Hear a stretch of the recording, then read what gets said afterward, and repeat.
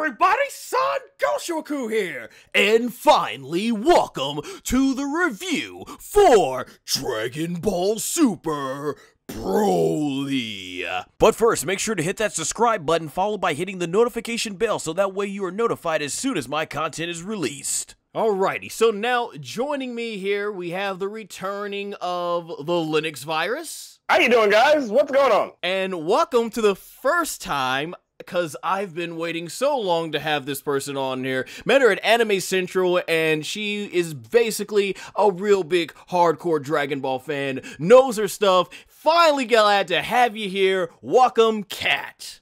Hi, everybody, and so great to be here. Finally, yes, we're going to go ahead and break down Dragon Ball Super Broly, because this is definitely going to be a very lengthy review, so as you go about your everyday life, whether that's commuting to work or school, working out at the gym, or just doing everyday chores around the house, hopefully this gives you some very good audio content to listen to as you do those things. That said, after all the podcasts that Linux and I did over the year, just getting this, it was huge. I'm pretty sure hopefully everybody had a really good audience experience in the theater. If you guys haven't seen it, check out the video where Linux and I were doing a semi cast. That broadcast was legendary. Of the line. I got it up here on YouTube, and man, the line and the crowd was so energetic. I've seen it twice. I know Linux has gone ahead and seen it twice in the theaters. And the first night, just incredible. Linux, was your audience as good the first night when you went back to see it again?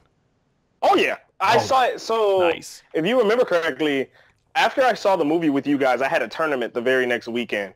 So guess where I saw my second viewing? I saw it right at the end of KIT when I was down in Tennessee. And when I say that, no, not KIT, sorry, Frosty Faustings. And when I say the theater was still packed, it was packed. And we saw the movie late at night, too. We got the last showing, which was at like 10:45, and the theater was still packed. Like, I'm going to say all of maybe 8 seats were not filled. Wow, that's incredible. You know, the second night, me and my friend went, and the theater itself was better. They gave us like the posters and everything, and it was fun. But unfortunately, there was just like only one guy that was getting really animated in front of us, like he was cheering and everything. For me, it was more of just studying the movie because I didn't want to spoil it for my friends. So I'm just studying the movie basically. After I was in total hype mode the first night we went to it, so I heard not all theaters were as animated. How about you, Kat? How was your theater experience? My first night was really, really good. You know, I'll just say that one thing I love about going to the movies during fandom movies or like anime movies is there's always sort of sense, well, not always, but for the most part, a sense of camaraderie between you and, you know, the person you're sitting next to. Because if you're here, it's because you're a fan. You know, so you're here to have a good time. And the first time you really felt that, like my theater, they weren't rambunctious. They were very just excited when Vegeta changed colors, when the fight with Gogeta and Broly, everyone was on the same amount of, wow, this is really cool. We waited for this. The second time I went to go see it, there were a couple of guys, they were drinking, and they were in the beginning kind of loud, and I was worried, but they simmered down. So it was still a really good experience. The guy who was sitting next to me was extremely into the movie, and it was really fun because he was like silently like, yes, go ahead, woo. And yeah, like, and no one heard him. And I was like, yeah, that's right, brother, keep it going. And it was a really good time. So both times I had a really, really good audience. I heard that not everyone was as lucky, so I'm pretty happy with the audience I had. Yeah, that sounds fantastic, and I'm glad, Linux, you got to experience that hype twice over. Like I said, the second night for me, they really weren't that excited, but that's really great. That's just the whole thing about seeing Dragon Ball fans all come out here together, and it worked because the movie did huge business. It was #1 in the U.S. That's awesome. It outdid Frieza, Resurrection F, the very first night on its opening night. So definitely incredible. The movie outdid Glass, which for opened 3 the days. same weekend. Yeah, like it, and we're not talking about by a small margin. It destroyed Glass. Yeah. All of these movies that people probably were expecting to be #1 for Dragon Ball, essentially a fandom that is, you know, since Super has ended, has been relatively quiet. to just dominate the movies like this is, it makes you proud to be a fan. It makes you happy that, yes, everyone sees why I'm still here, why I still fight so hard for Toriyama's. Oh. Toriyama smart. Broly sells tickets. He knew it. Yeah, man.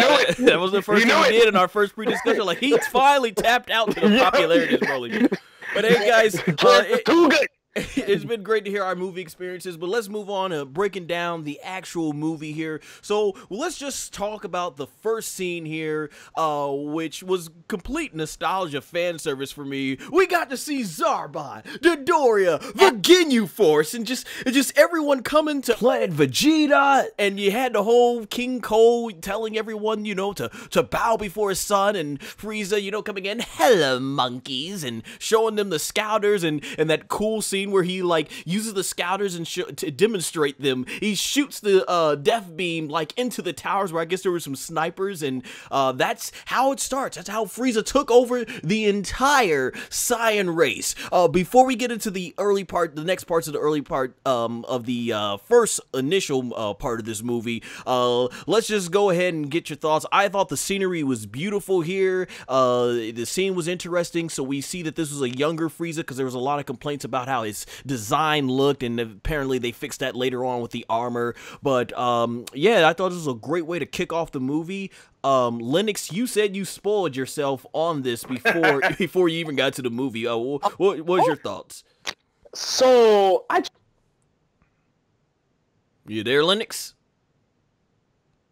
I think we just lost Lennox. Oh no. Hello? Okay. Yeah, Hello? are you there? Yeah, I thought we lost you for a second. Okay, go ahead. No, we're good. All right. I tried my best to stay away from any leaked movie footage whatsoever. And I said, you know what? I just want to see what the beginning of the movie is. We all knew that the beginning of the movie was going to start with, you know, the introduction of how the Saiyan... It was the beginning of the Broly story. So obviously this deals with Frieza taking over the Saiyans, the destruction of the Saiyans. So I was like, okay, I already know what's going to happen. Let me see what this looks like. You know, how did they handle it? And boy, was I not ready for that update to the taking over of the Saiyans. Frieza, as San already knows, is one of my favorite villains in Dragon Ball. But just to see him as brutal, as conniving, as condescending as he is, that scene, I immediately had to shut off my computer because I was like, you know what? If I watch any more past this, I'm gonna spoil this movie for myself. So my opinion on that scene, it's amazing. It definitely sums up the reason why the Saiyans just didn't willy-nilly bow down before him. That was a complete and utter like humiliation that Frieza put upon them. Like. I'm pretty sure he was already well aware of the snipers that were watching them, but just to kind of baby them to like, oh, here, I have this new toy. Oh, my. You know, maybe he wasn't. He couldn't sense powers back then. He couldn't sense ki back then. Well, I'm pretty sure they already knew. They wouldn't have been worried anyway because nothing they would have shot at them would have hurt them. Exactly. But it's just funny because the line he says when he puts on the scouter after he describes what they can do, he literally says, oh, dear. There seems to be a couple of Saiyans posted in those towers over there with rifles pointed at us. That one has a power level of about 2,200. And then he just starts his massacre. Like, that's Frieza in a nutshell. Like, evil politeness. Yeah, like, that's Frieza in a nutshell. It's a perfect, like, just level. Definitely. Kat, what was your thoughts on the opening scene here? Oh boy. Oh, let me unload. Okay, so as a person who has read and written a lot of Dragon Ball fan fiction, shout out to my Dragon Ball fangirls out there. It was something that, in my opinion, was taken from the best fan fiction story you could read. Dragon Ball, one of the things that, you know, because I think frustrates a lot of fans is sometimes that there are holes in the story, right? Like, oh yeah, absolutely. Exactly. Like, they'll give you, we know all about Goku, and we of course know about Planet Vegeta, but we only got a very small glimpse of Planet Vegeta, mainly in the Bardock special. Everything that we had seen before then was just like, you know, when they were showing the great apes during the Saiyan saga, where you just kind of see them being very destructive, but we don't get any sense of what it was like to be a Saiyan. And for a lot of us, we might just think, oh, they're just these destructive monkeys, as Frieza calls them affectionately. Just cause destruction, and they just cause, you know, all of this stuff, and we don't see the hierarchy, the different levels, or even like how Frieza came to be in the first place. Someone who's such a prominent figure in the Dragon Ball Saiyan fandom, you know, like, how did he come across them in the first place? All these questions were answered so beautifully. In the first 15 minutes, I'm already like, oh my God, this is going to be a Dragon Ball story like I've never seen before. They're really about to give it to me. And like he said, Frieza was written perfectly. I can't think of any other way to introduce Frieza.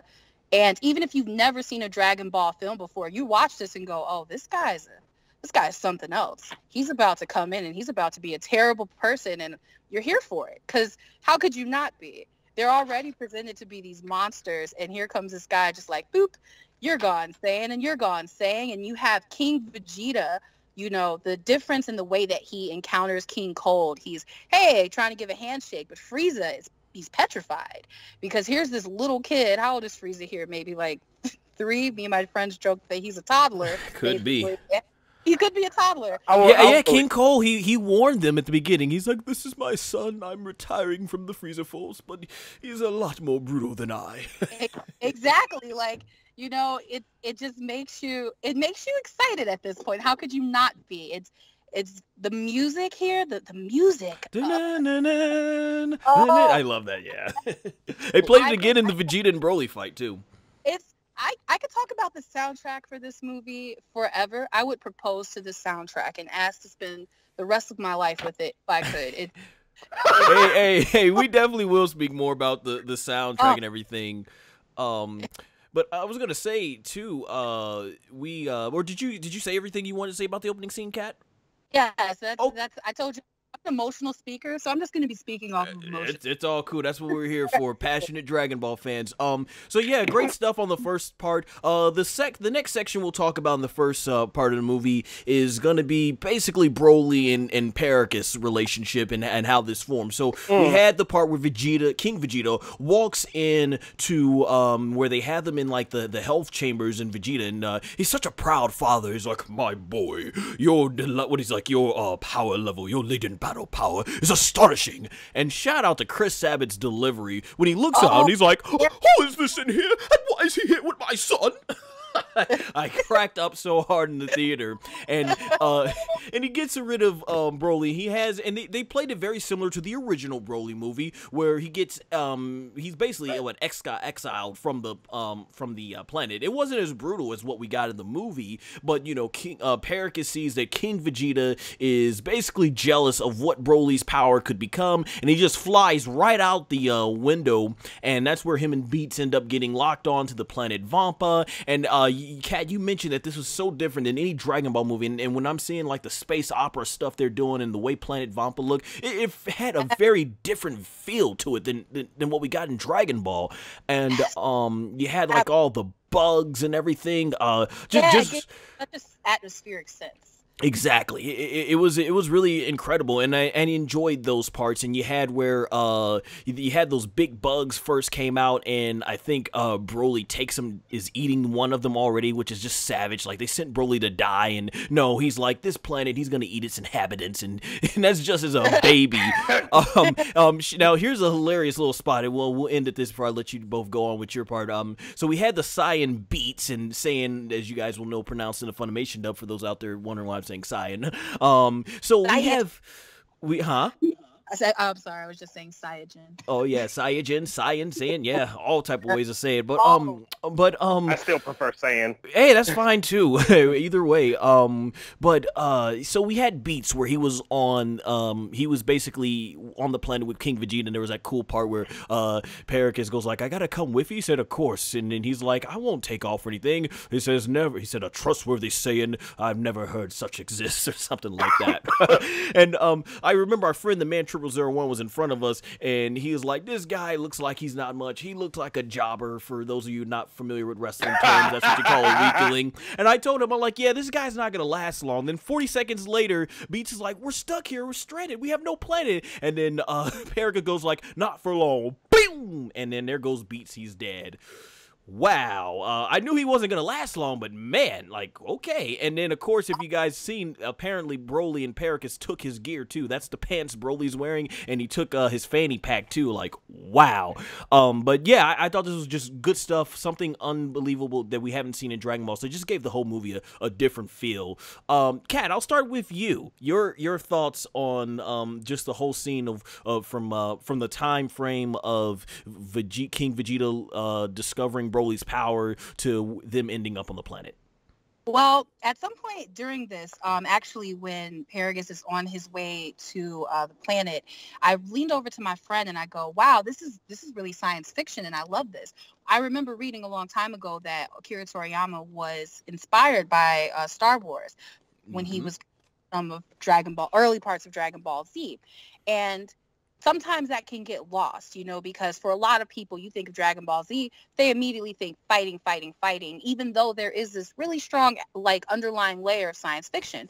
And I love that they played on that. Like, I actually thought in mind of the video game Mass Effect, of how it really pulled you into this very space other world. I love that small scene of him killing Beats and him. You see that he's a Saiyan through and through, right? Like, up until this point, you see this father who's like, oh, I need to go out there and get my son. I have to get you right now, but I'm going to kill this guy first, because self-preservation at its finest. And that's great to see. And at this point, I can't remember, do we see little baby Raditz and baby Vegeta? That's towards the end. Yeah, towards the end. We'll get to those scenes. I'll save that part, but I love that the feel of the planet. I love that you see all these creatures that you never see before. It was really great. It was a great addition to Dragon Ball that didn't feel off-put. Sometimes, the movies, oh, you're just introducing this character just for this movie. But this was a really great way of making it seem like, no, this is the story. This is the planet. These are the creatures. We're not just making this up, kids. So I really enjoyed all of that part. Nice. Yeah, I remember them doing the designs. They put a lot of time into those. Lennox, before we move on, what is your thoughts on that scenario, the whole scenario from there? Oh, well, I've already told you this in person. Like, the setup for the story makes sense this time around because it eliminates Goku even being around him, which I thank you for retconning that, because that was the dumbest thing ever in the original Broly. Oh, yeah. It's interesting that she mentioned how Paragus is shown to be a Saiyan through and through, because watching this movie on my third viewing of it, I didn't pay too much attention to it until then. But there's an interesting duality that you see between him and Bardock up until the planet gets destroyed. And it sums up basically what you just said, where Paragus, he mentions there, being a trustworthy Saiyan, like, who heard of such a thing. You even see him go to the point of backstabbing Beats, because he's worried about him and Broly and food. Things like that you see. And then on the flip side, they almost immediately show us Bardock, who for whatever reason has decided to have a change of heart. He's worried about his family, but he's accepted the fate. There's nothing they can do but to protect, his son. He decides, you know what? And I even love the line Bardock says when she asks him, I forget his wife's name. Gine. When she asks, when Gine tells Bardock, why are you doing this? It's not like it's normal for a Saiyan father to care about his son. And Bardock's like, maybe it's because I've been killing for so much. Maybe I just want to protect something this time. That's that right there, when you see that, and then you look at the comparison for Paragus is only protecting Broly for personal gain. Bardock is protecting Goku for self-preservation of his race. You don't notice it until you go back and watch it, and it's like, wow. Because I didn't realize both stories were kind of they were literally happening at the same time. So it's just, I like that setup. I like they set up Broly and Goku to, kind of similar paths, not similar paths. and that you see the difference between a kind-hearted Saiyan and that there is the possibility of a kind-hearted Saiyan, which also makes Goku not an abnormality. But then you also see, you know, like Paragus was always in it for personal gain. He didn't care about Broly. He just wanted to make sure Broly survived so he can get his revenge. So I like that the movie establishes that very, very clear at the beginning, and I really like that they did that. Nice, yeah, and it's a great way to seg into the next portion, with the whole Bardock. This is basically being, of course, based on the Dragon Ball Minus manga that Toriyama created in 2013, and it was very interesting too. I will also add to Paragus, as he early on comes off as just a father who's just a protective father, just trying to protect his son, and we see more of his colors get exposed later on. So I did like that dynamic as well with it. And speaking of Bardock in Gine, this was really cool to finally see them in the series, and I know this is where I jokingly, I think I yelled over to you ladies, I was like, are we watching Broly or Superman?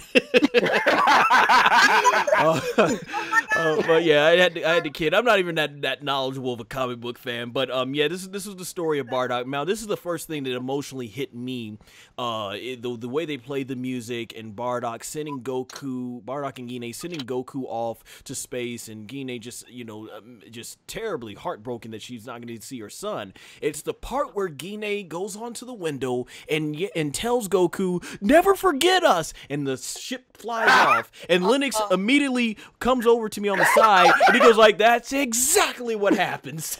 And those flashbacks of Goku falling into the mountain and hitting his head, and I'm like, dang, that hurts. You see, in the original Bardock story, I never cared, because in the original Japanese version, you know, the Funimation dub always tried to make, the dub in Funimation tried to make Bardock out to be not that bad of a guy, but he was a straight up jerk. He didn't care about his son, not until he realized his son was going to be the one to defeat Frieza. So I'm like, yeah, I don't care if Goku never wants to be his father. He was a jerk anyway. Now seeing this story from Toriyama's mind, I'm like, dang, man, he has no idea what his parents went through to try and save him. You know what makes the scene even worse? What? Is the scene of the hands touching on the glass. Yeah, that was in the manga.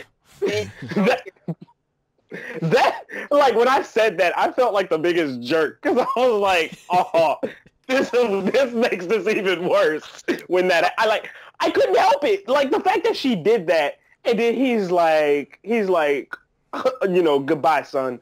Don't forget us. Puts his hand. Goku reaches for his father, and then he puts his hand on the glass before he sends him off.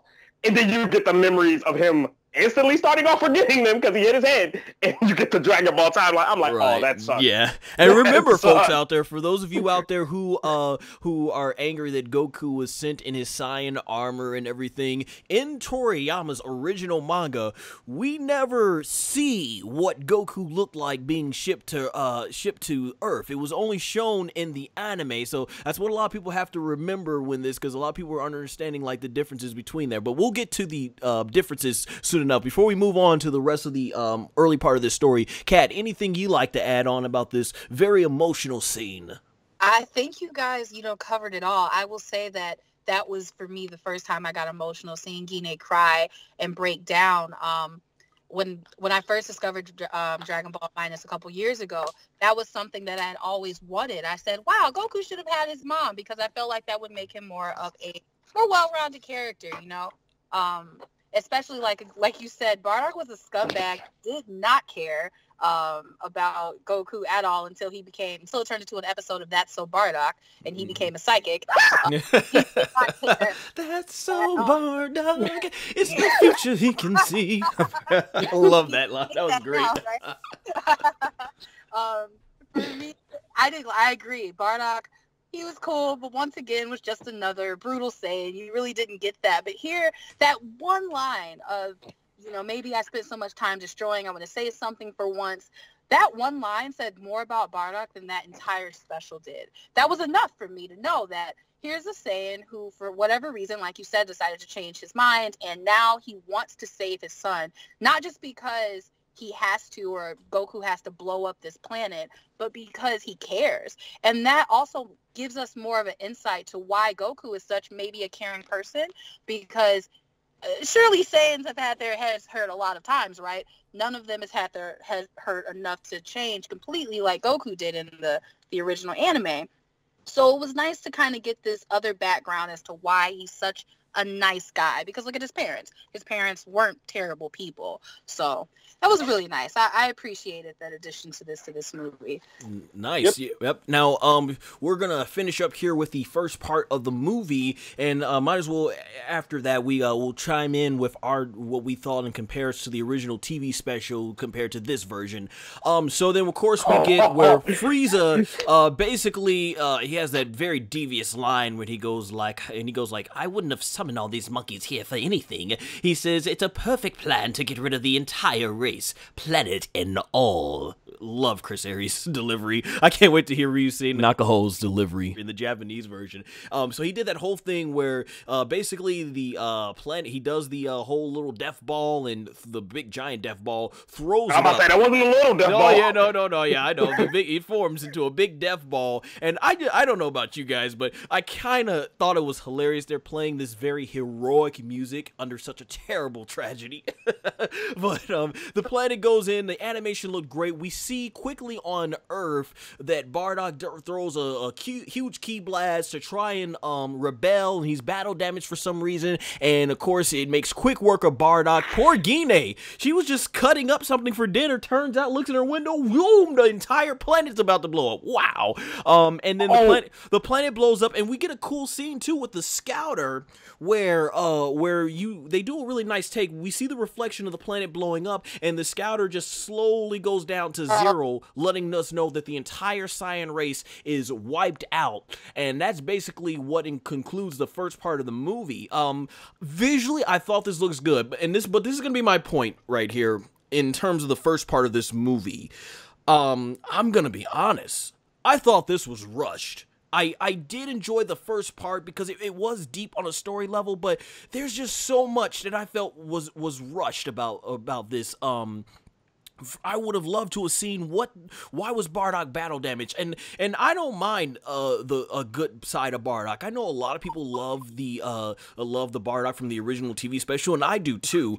I do think this was more fleshed out than its original manga, but the thing about it is that Bardock, I think what fans wanted to see, and they did this with Broly. They changed Broly's character, but they kept that very vicious side of Broly, and I think everyone just loved Bardock for being that one Saiyan warrior who took on Frieza's whole entire army by himself. I would have just wanted to see a rebellion, like have a whole bunch of Saiyans taking on Frieza's army that's getting nowhere, so Frieza has to do it himself. I would have loved to see that, but I do know it was stated Toriyama wrote a 3-hour script for this movie, and it was cut down to 140 minutes for the time frame. So when we look at it, the way the movie flows, I think a good chunk of that was cut from this part. I loved it. I did like the first part of it, but I just felt it was kind of rushed. Just the way I think the TV special kind of it went to a better flow. This one right here, it just seemed rushed. It seems we were missing some parts of the story that I would have loved to have seen when it came down to this. So if Dragon Ball Super does come back in terms of the anime, I don't want them to do a retelling, but if they do retell, I would be a little bit more interested in the Bardock story and how more of that can be added, because there's no way when we get to the fights, there's no way the show can top what we see in this movie. So yeah, I just thought this part was a bit rushed. I thought for what we got, it was very well done, but I just wish there were some more areas that would have been not as rushed. It would have been nice to see Dodori and Zarbon and the Ginyu Force coming into this, but they were just there, I guess, to pop the crowd early on. But yeah, that's my thoughts on the first part. Linux, what about you? What was your thoughts on the ending sequence of Frieza killing the race, and what did you think about it in comparison to the original TV special? And you know me, I love Bardock, Father of Goku, but even as much as I love that movie, this fits better, in my honest opinion. There are pieces from Bardock, Father of Goku, that I wish were incorporated. Like, the planet that he just, was getting back from could have been the planet where he, gained his ability of foresight.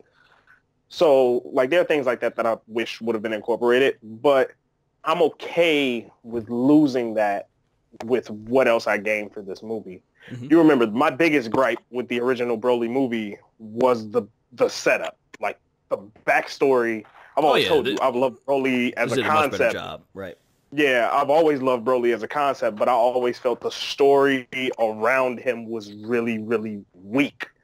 And this not only helps kind of solidify a lot of the lore that's in Dragon Ball, it helps make Broly fit into the series better than the first movie. It also, for me, helps kind of clear up a lot of the ambiguity around, you know, it helps clear up a lot of the ambiguity from the first movie. Frieza was scared of the Super Saiyan. Okay, why? And then now that we know of the level of Super Saiyan God and their ability to push past that and things of that nature, and him knowing of that legend, it's like, oh, okay, Frieza's really not taking any chance. It's not just a Super Saiyan, but he also knew about the legend of the Super Saiyan God, this, that, and the third. I always found it weird that him and Vegeta had all of these, like, knowledges and lore about the Saiyans and, you know, parts of the universe, but they never, like, you really don't see how they know this or when they learn this. I'm curious as to how Vegeta, because he was really far away when all of this happened. I'm curious as to how much he really knew as a kid when it came down to, you know, learning about his race.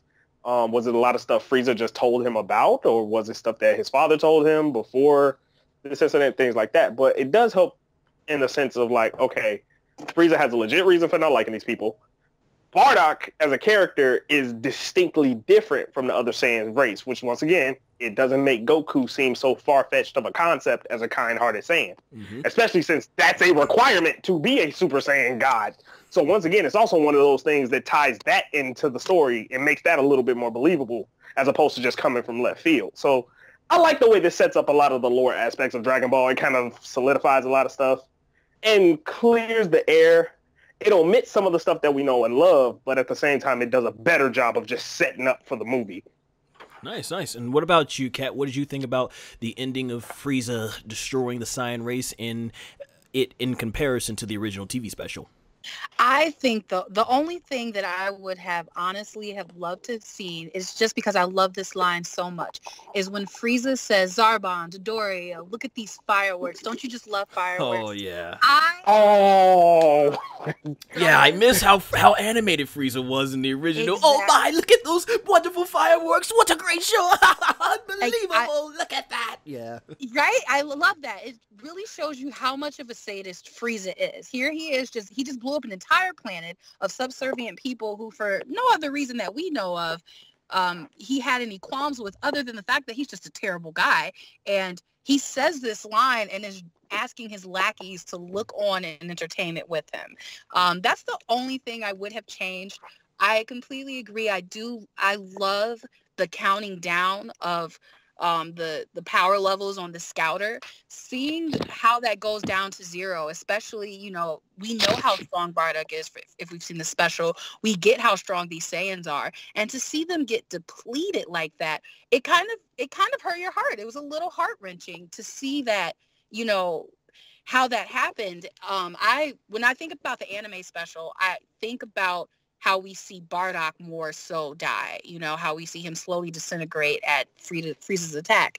It's something completely different this time to focus on the entire planet as a whole. I thought that was well done. I do agree that it was kind of rushed, and I would have liked to see why Bardock had the armor ripped, but other than that, fantastic.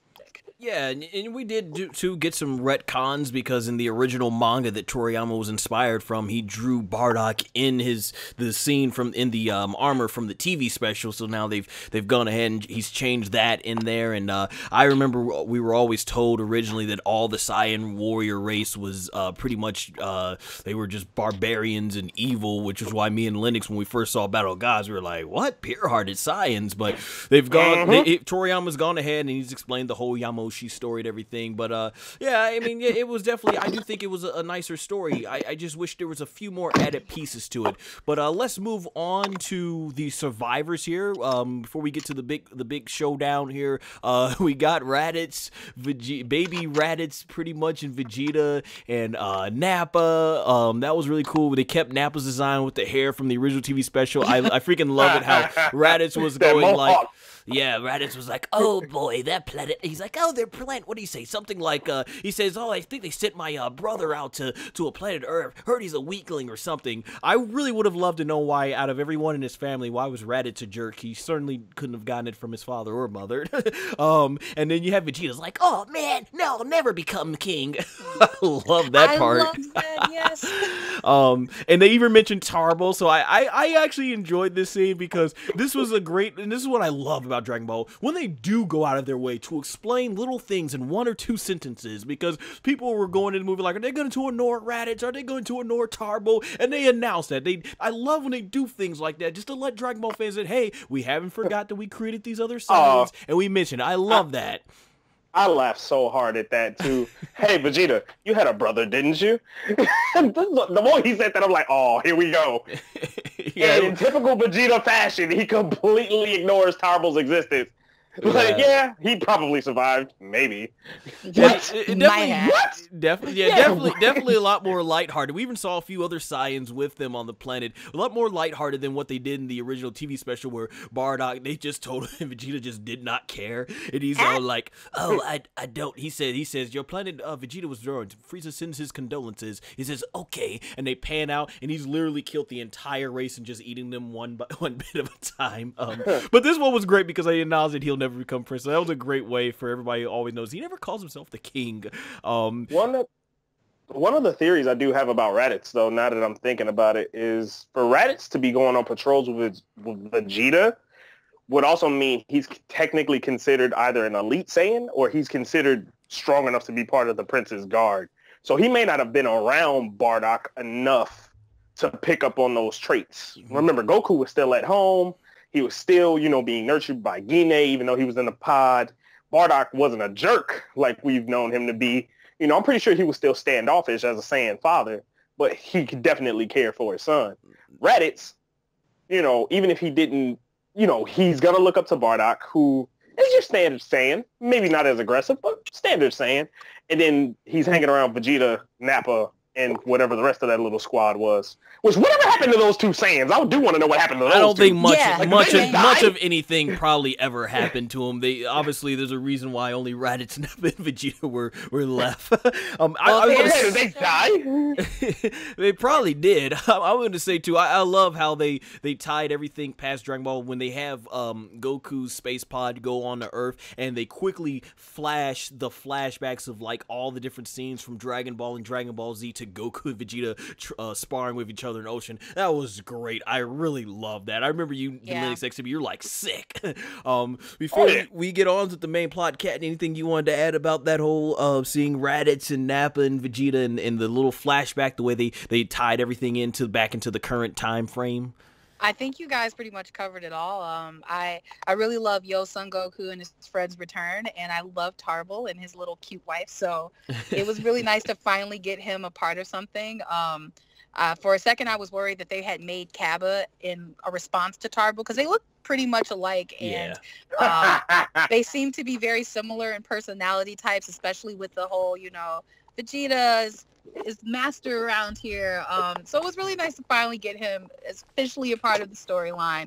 I love seeing Baby Raditz. I don't know if you guys have seen read the little Raditz side manga. I think it's fan made of what he was doing around this time, and that had always gotten me interested in what was Baby Raditz doing, and it was really nice to see. So those are my thoughts. Nice, yeah. I'll have to go ahead and check that out and everything. I think Raditz is one of those characters that probably had the least had so much potential, but Toriyama just killed him off.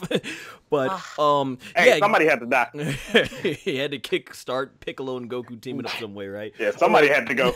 But so we get to the next portion push of the movie where we see Goku. They mention the Tournament of Power, and Goku wants to get stronger after his battle with Jiren, and this is where we get the little quick image they show of all the people from the Tournament of Power, and we go to the current day with Broly and Paragus. So I'm gonna say here, it's been like what 45 some years, because I think 5 years passed after they were stranded on there, and then they went to Goku showing his story.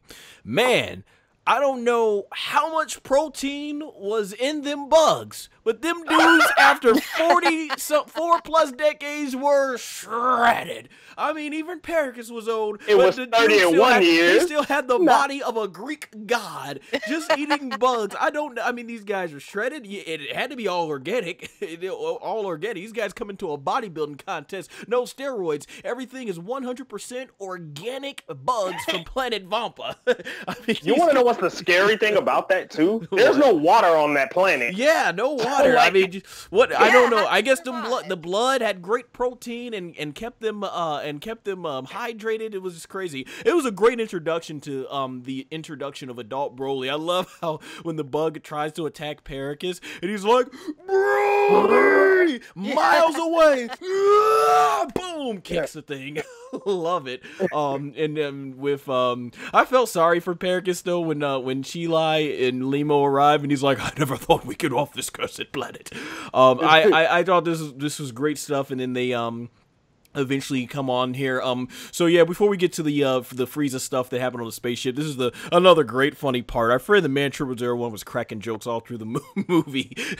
And when Chilai first sees Broly, they show the shot of it. He looks up to me and he whisper yells, "Thirsty."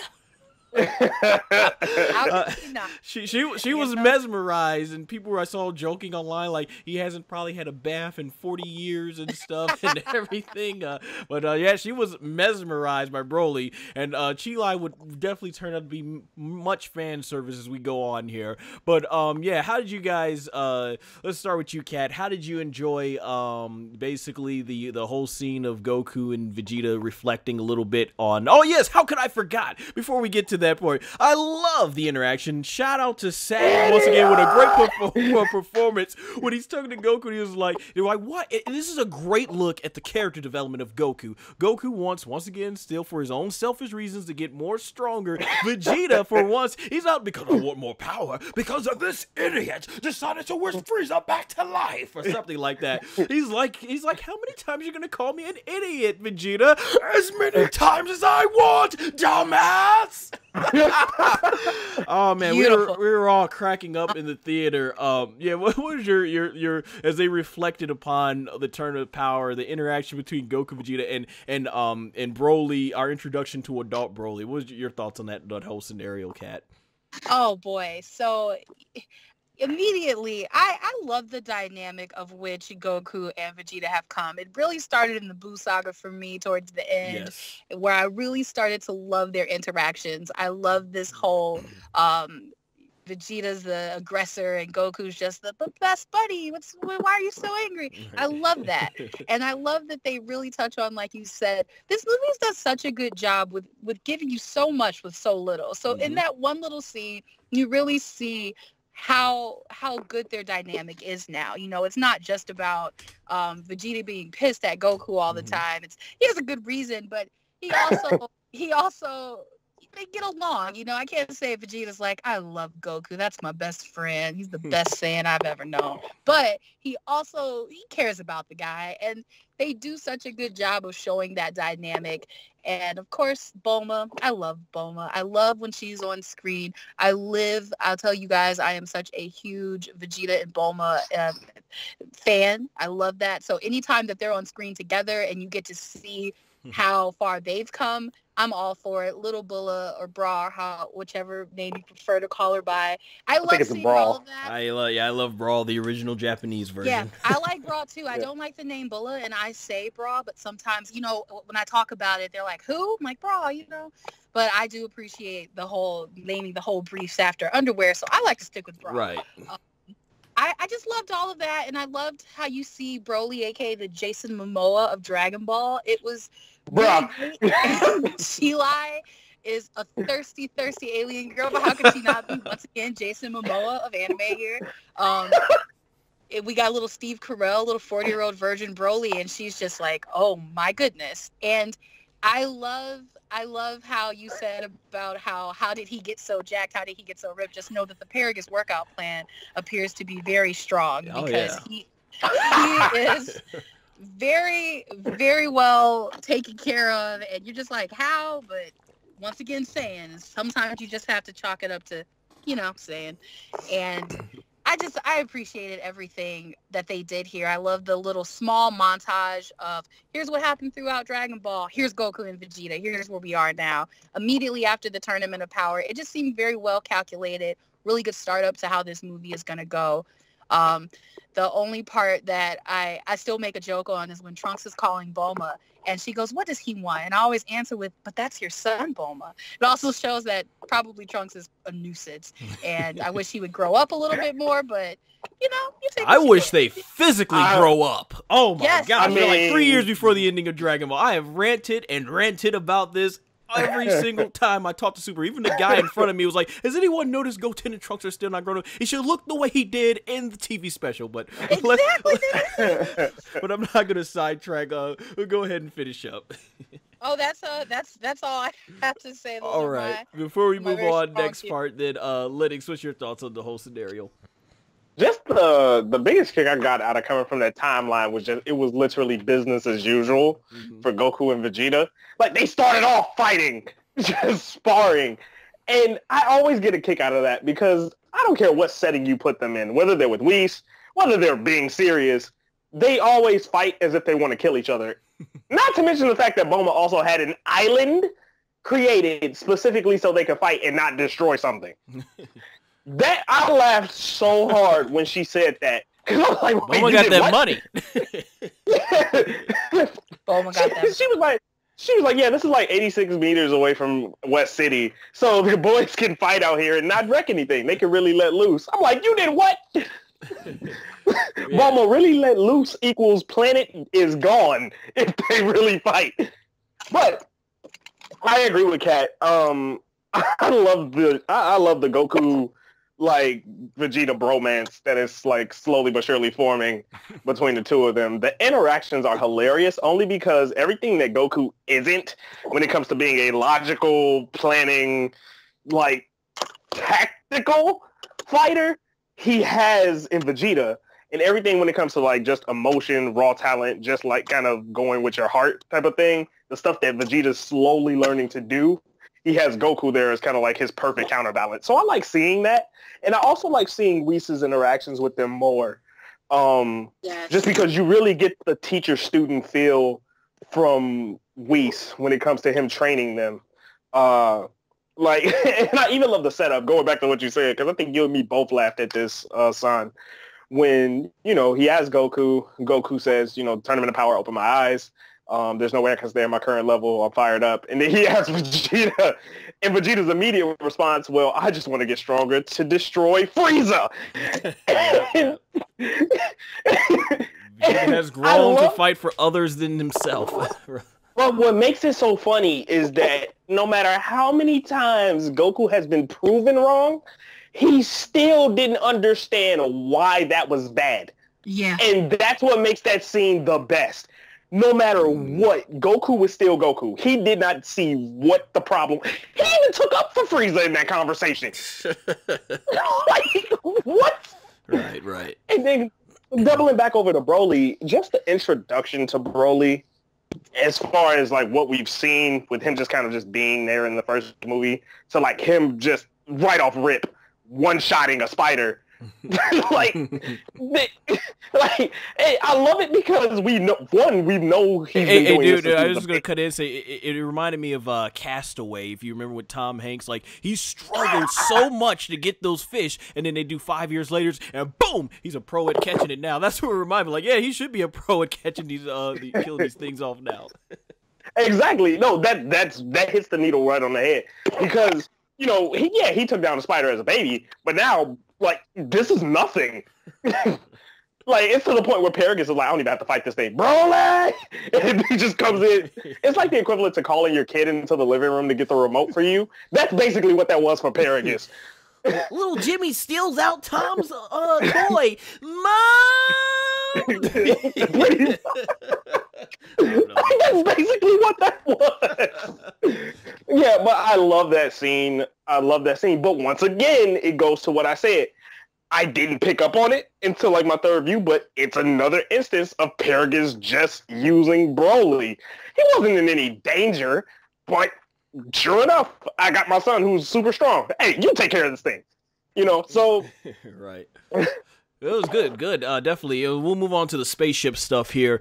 Another great introduction here, you know, with, I really like the story dynamics, because this is where they started saying that, hey, Paragus is not really, a father who we thought was just out to protect his son. There seems to be he's a jerk about it. They put the new armor. You know, you had Paragus stepping in doing his best Buzz Lightyear impression. Oh my gosh, his color scheme matched Buzz Lightyear. I remember people picked up on that. Let me see what else we had. So we had them in the part where they're in with the in the lounge and everything, and this is where my friend who was sitting next to me, my second viewing, so Chi-Li's explaining the Saiyan armor, so she like pulls it back and it just like bounces right back into her boobs. And my friend was like, "What the?" And I was like, "Yeah, so Saiyan armor basically can expand to any size, even when they go Ozaru." And that was our first take in this movie that, yeah, they're gonna end up having the fan service in here, and they even did a little sign with him, like they are really trying hard with this with Chi-Li and Broly here.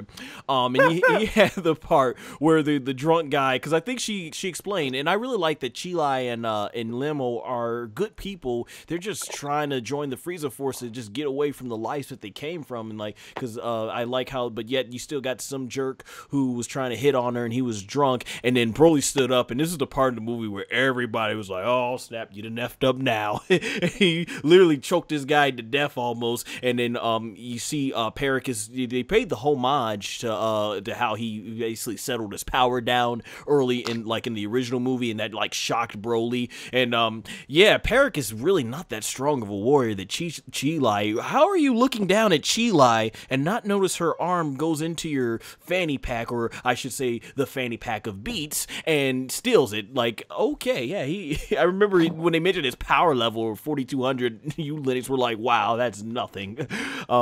So we got that whole scene there, and they go off to planet Earth, and before we get to the big fight scenes and all that stuff, I thought a lot of this was really great for Broly's story. It's too bad my friend couldn't join us for a 4-person panel, because I would have let her do the recap of the story of Ba, because she cracks up at the story. Oh my god. She cracks up at the Ba story. It was actually the second most emotional thing to me when they explained that Ba is who he played with, because it was the noise that he would make, those little those things that go through the ground, and that Paragus shot its ear off, and so that's why he wraps it around his waist, which is like, I guess that was their way of wrapping something around his waist, because he had the more royalty Egyptian look in the first movie.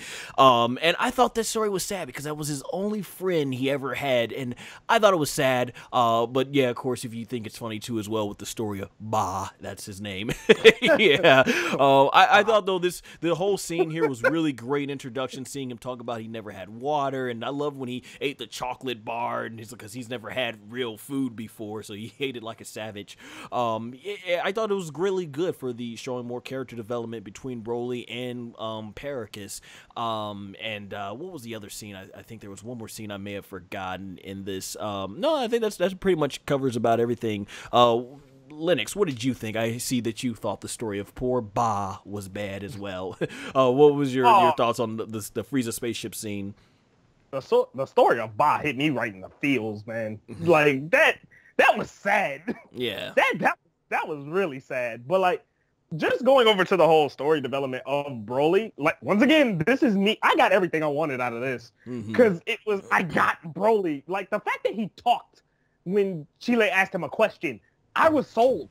They didn't have to do any. They could have ended that scene there, and I would have been happy, because he actually had a train of thought he was able to speak coherently. But going into some of the stuff that Broly does that I really, really liked, I like the sense of morality he had, like of wanting to protect somebody who's done something good for him. Because I love the scene. Broly isn't provoked when the guy is first talking. He's provoked when the guy touches Chile. So I made her uncomfortable, yeah. Yeah, that's why. Because if you notice, like, the guy's doing nothing but talking trash about him and Paragus, asking Chile, like, why she hanging out with these losers? He's the most fun guy on the ship. She needs to come with him. And when she says no, if you go back and watch it, Broly doesn't move. It isn't until he leans over her and grabs her.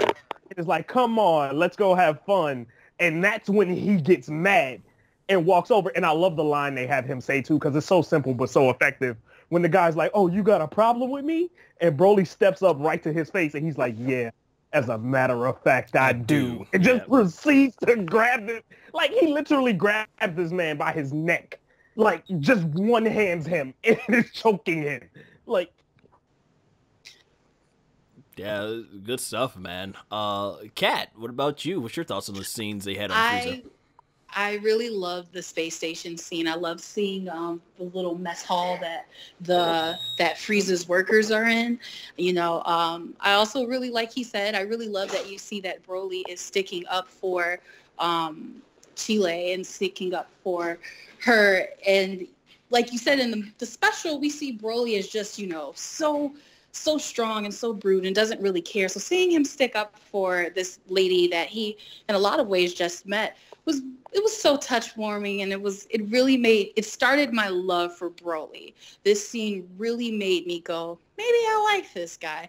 And started, because knowing, you know, thought I knew how the original story was going to go, I immediately started getting conflicted. Like, oh, do I want Broly to go away? Because I remember the movie, and Broly don't make it. Is he gonna be all right? Because I really like this guy, and I really appreciated that. I love that they showed that. I love that this wasn't just a movie that was just going to show you Goku fighting and Goku and his friends and Vegeta coming in. They were giving you atmosphere. They gave you a sense of almost what it was like to be on Frieza's ship.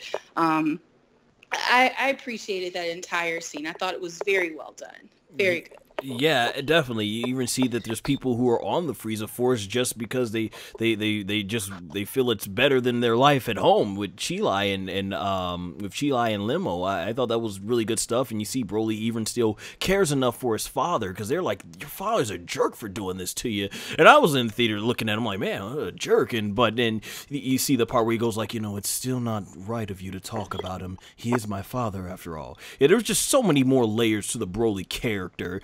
With the storytelling and all this, and I think the fact that we went on this long about just the all the stuff that leads up to the big fight is really incredible. Just show you how much, and I love that we had this much depth into a story, and hats off to Toriyama for writing this. Like this is really great. I love to see more of this in Dragon Ball.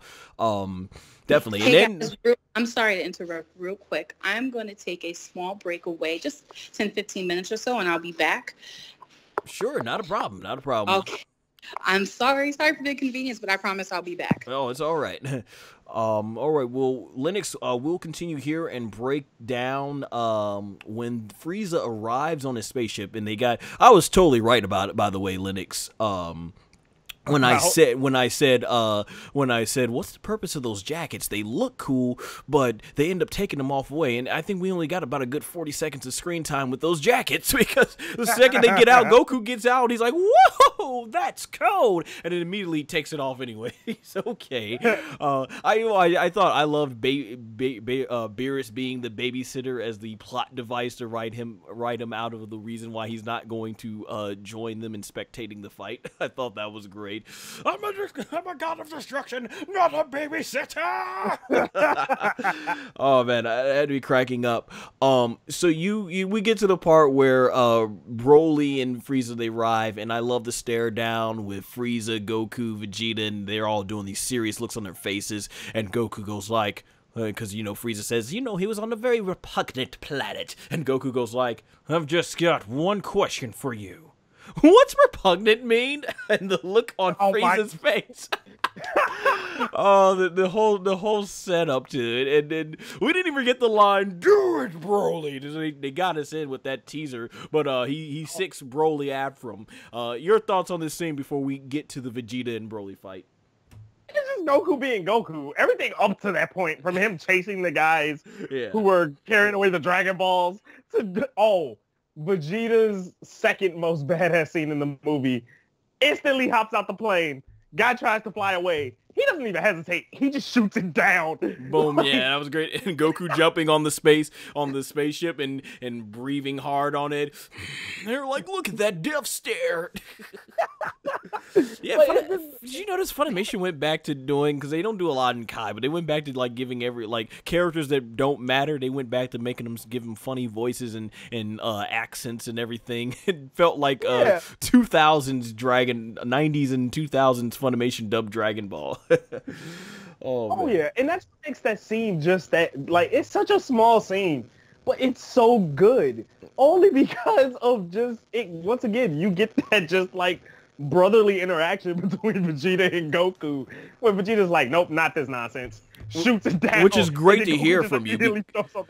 Because I mentioned to you in the last time we did like a pre-discussion, I was telling you about how my friend, she was saying that she loves when Goku and Vegeta are fighting together, are getting along together, and you're like, nope, I don't. And I'm like, oh, let me guess, that's because you're not much of a Goku fan. You rather see Vegeta beat Goku. So it's nice to hear that you've come around to this. They're entertaining to watch. They're very entertaining moments to watch, and it's only because you get to see where their personalities differ on a lot of stuff, but you also see how it kind of takes both of them to come up with the best decision for a situation. Like, and we'll get into this later, but just the decision that they have on how to like get away from Broly to come up with a strategy. Oh yeah. They didn't talk that entire time, but both of them were thinking the same thing. Because you get the little line when Goku flies by and he's like, "You with me, Vegeta?" And Vegeta's like, "Oh yeah, I'm right with you." We didn't know what they were talking about. We just thought they were running away. And then when that happens, you're like, oh, that's what they were talking about. It's that chemistry. It's like if you guys are wrestling fans, if you ever hear any of Trish Stratus and Lita's interviews, they stated that they wrestled each other so many times that they just knew what each other were thinking. And I think that's the point Goku and Vegeta have gotten to. But we've broken down the whole story elements. There's a lot to recap here. We won't go actually move for move because they put so much into this, but we'll just give our initial thoughts on the fight scene. So let's get started with the first fight of this, and that is Vegeta versus Broly. Now, I can't tell you, me and Lynx, we sit next to each other in the theater, I can't tell you how many fangasms we probably got from this. Just starting off with the first shot of Broly flying right into Vegeta with the punches of Vegeta, when he punches Vegeta, and Vegeta blocks it, and the animation and the choreographer, I was in the theater like, oh, and then they do this, and I'm like, oh, and they do that, like, oh. I did not know how to react. I knew the animation was gonna be good, but I did not know it was gonna be that good. And oh man, the choreography, the action has never looked that good. We were oohing and ahhing, just the way they did the camera angles and fighting. You knew Yuya Takahashi, one of the fan favorites, was doing a lot of those detailed shaded scenes. This really, the fight scene really showed the amazingness of what was it, Norihiro Shintani, what he added to this with his new designs. You saw those you saw just the way the animation style was, the way he went about it. It was tremendous.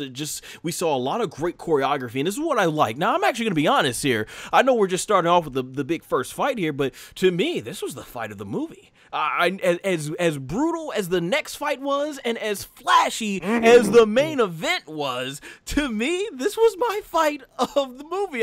This was my favorite fight, just because of the choreography of it. We saw it really showed Vegeta's was brilliant as a martial artist. And one of the things we've seen so much in Dragon Ball, one of the reasons why a lot of people like the original Dragon Ball so much was because we got a lot of actual martial arts moves in there. And oh, Kat's joined back. I'm back. I'm sorry. I was waiting for the time to tell you. But okay. Yeah, we're just on the Goku and Vegeta. The Vegeta fight with Broly. So my second favorite fight in the movie. My second favorite fight in the movie. Wow, this would be interesting. Okay, but hey, but here it is. So we have Vegeta and Broly. Just the thing is, in Dragon Ball, you got so many great martial arts moves, and a lot of people felt that when it came to Dragon Ball Z, particularly when they just got past Super Saiyan and you got all those powers coming in, it just became a really flashy show effect. They're doing the same punches and kicks over, and they're doing just a lot of energy attacks, and they were cool. But I mean, most of us grew up on it with the Dragon Ball Z fights. But this one was great because you not only got those flashiness that we got from DBZ, but they kind of went back to Dragon Ball, and they started incorporating actual martial arts techniques. I freaking loved it. And the crowd, they popped. In wrestling, it's called a pop when the crowd gets super excited. Our audience, our theater, I know Lennox was popping loud when he went Super Saiyan. When he went Super Saiyan, just the way he went Super Saiyan, like when they're doing that struggle of war, and Vegeta basically pulls Broly in, headbutts him. This is getting annoying. And then he goes Super Saiyan. Like, we pop for a Super Saiyan 1 transformation. It was so glorious. I know Yu Takahashi did that scene. That looked epic. And I loved when he went Super Saiyan God, the way he flew up into the air, closed his eyes, spiraled his body, the flames shot up around him, and then they revealed Super Saiyan God Vegeta. And everyone in the crowd was like, oh! They popped for the Super Saiyan, and then when he went Super Saiyan God, they popped even louder. We were going crazy. Like, it felt like we were at an actual wrestling event or a big sports event or something like that, where everybody's just gonna be cheering and popping. Like, it felt like the atmosphere of it. Vegeta was taking it to Broly. That's another thing. I thought, okay, they're gonna start Broly off. You know, if we go the way they book people in pro wrestling, you want to make that first big impact. So I'm thinking, okay, Broly's probably gonna trash Vegeta possibly. No, this is the opposite. Vegeta outclassed Broly at almost every step in the beginning of the fight. I'm like, holy crap. We're seeing Vegeta, the best he's ever shined in any Dragon Ball movie. Just taking the fight to Broly, and just like I said, great choreography. I loved when he did the, it looked like the Big Bang attack, but he just shot the blast at Broly and Super Saiyan God, sent him through 1, 2, 3, 4. I don't know how many mountains he went through, but Broly's like, I'm like, whoa, holy crap. I loved when Broly was fighting Vegeta, and they were going through the ice, deep into the ice, like, you know, just like the song says, Blizzard, break the ice, break the ice. Man, just incredible. And I think he shot Broly down into the water. And then you get the moment out there where Frieza's like, can he go Super Saiyan? And he's like, like the legend? I don't think so. And Frieza was disappointed. It's like pathetic. And Broly powers up, and I like they explained here what his base form was like. Was basically, even though he didn't have his tail that was removed, he remembered the power of the Ozaru. It's you people who, as those of you who watch it in Funimation's dub will know it as the Great Ape.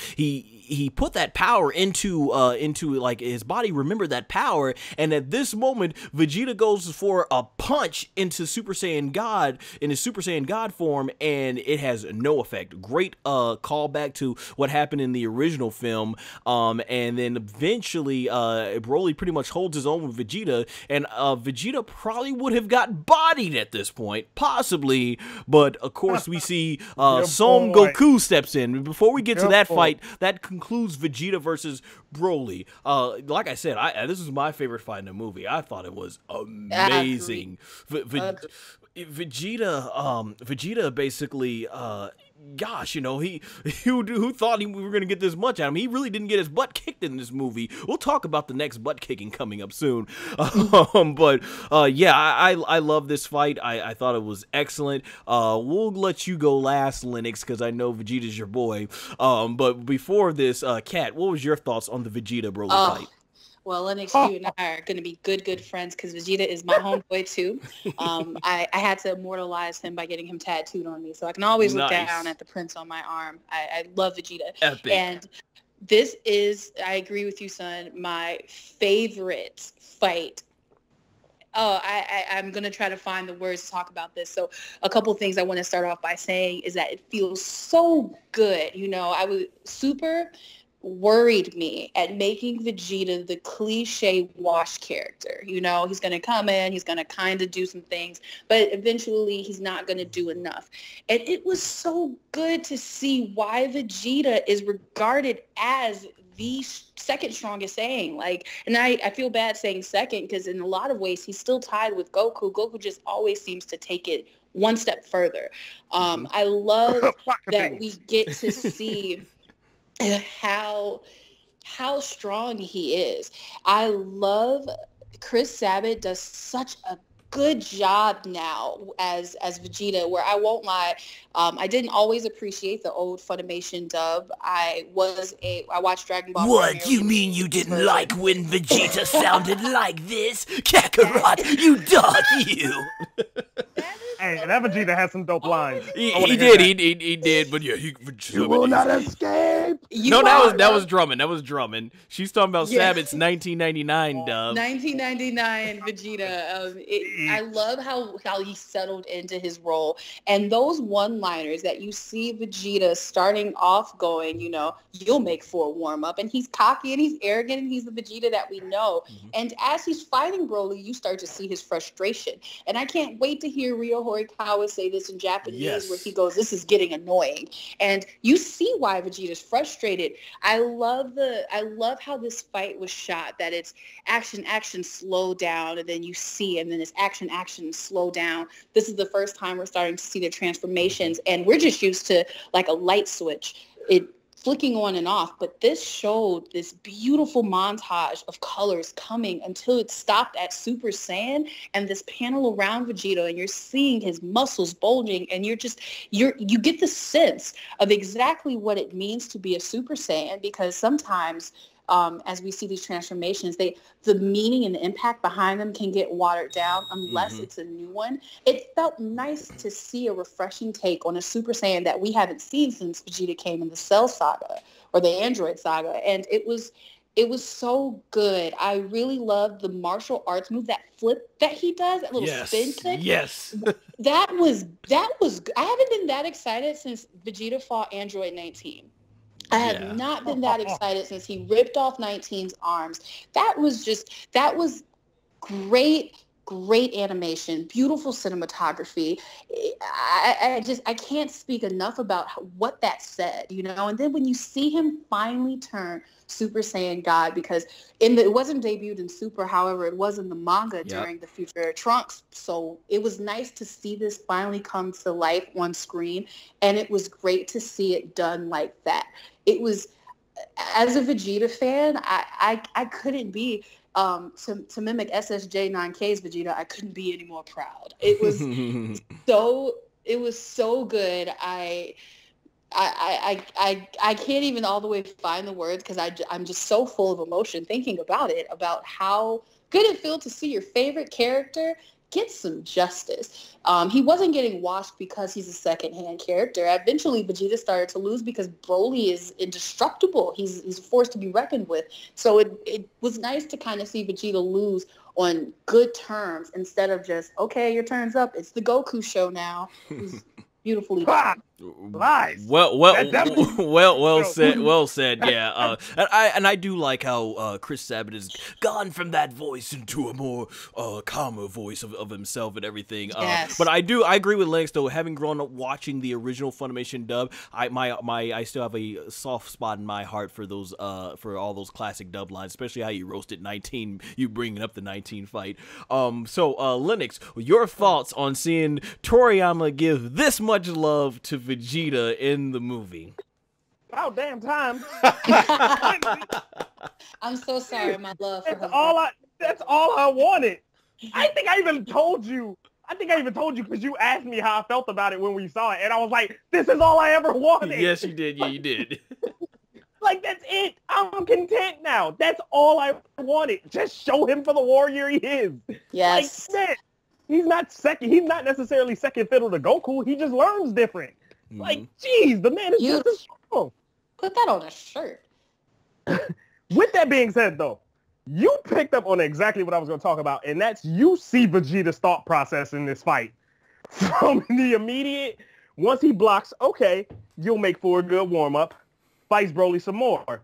So then he tries to get faster, to which Broly catches him immediately, and Vegeta thinks, like, he must have studied how to use his power. So then, as he starts to get pushed back, that's when the Super Saiyan... he's learning as he fights! Yep. No, he does that afterwards, because he transforms into a Super Saiyan after Broly catches his speed. Because that's when he goes, okay, this is getting annoying. Headbutts Broly, ends up turning into a Super Saiyan. And what's funny is that Broly is shocked at first, like, okay, what is this? And I love the line that you mentioned, Sam, between Paragus and Frieza, where Paragus is like, what the hell did he do?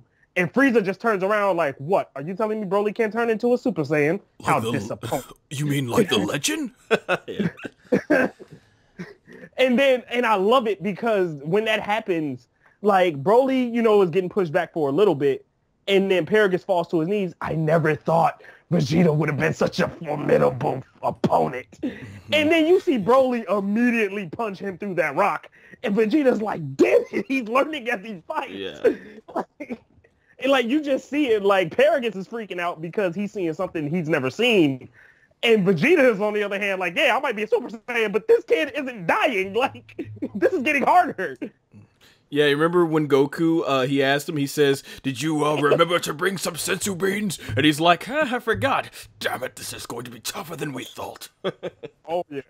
I love that. I love that line. Stop forgetting things in Super Goku. Yes, please. Someone get Goku a planner. Exactly. Really? You're going to give Goku, of all people, a planner? He's going to throw it away. We see how Goku is. But yeah, go ahead.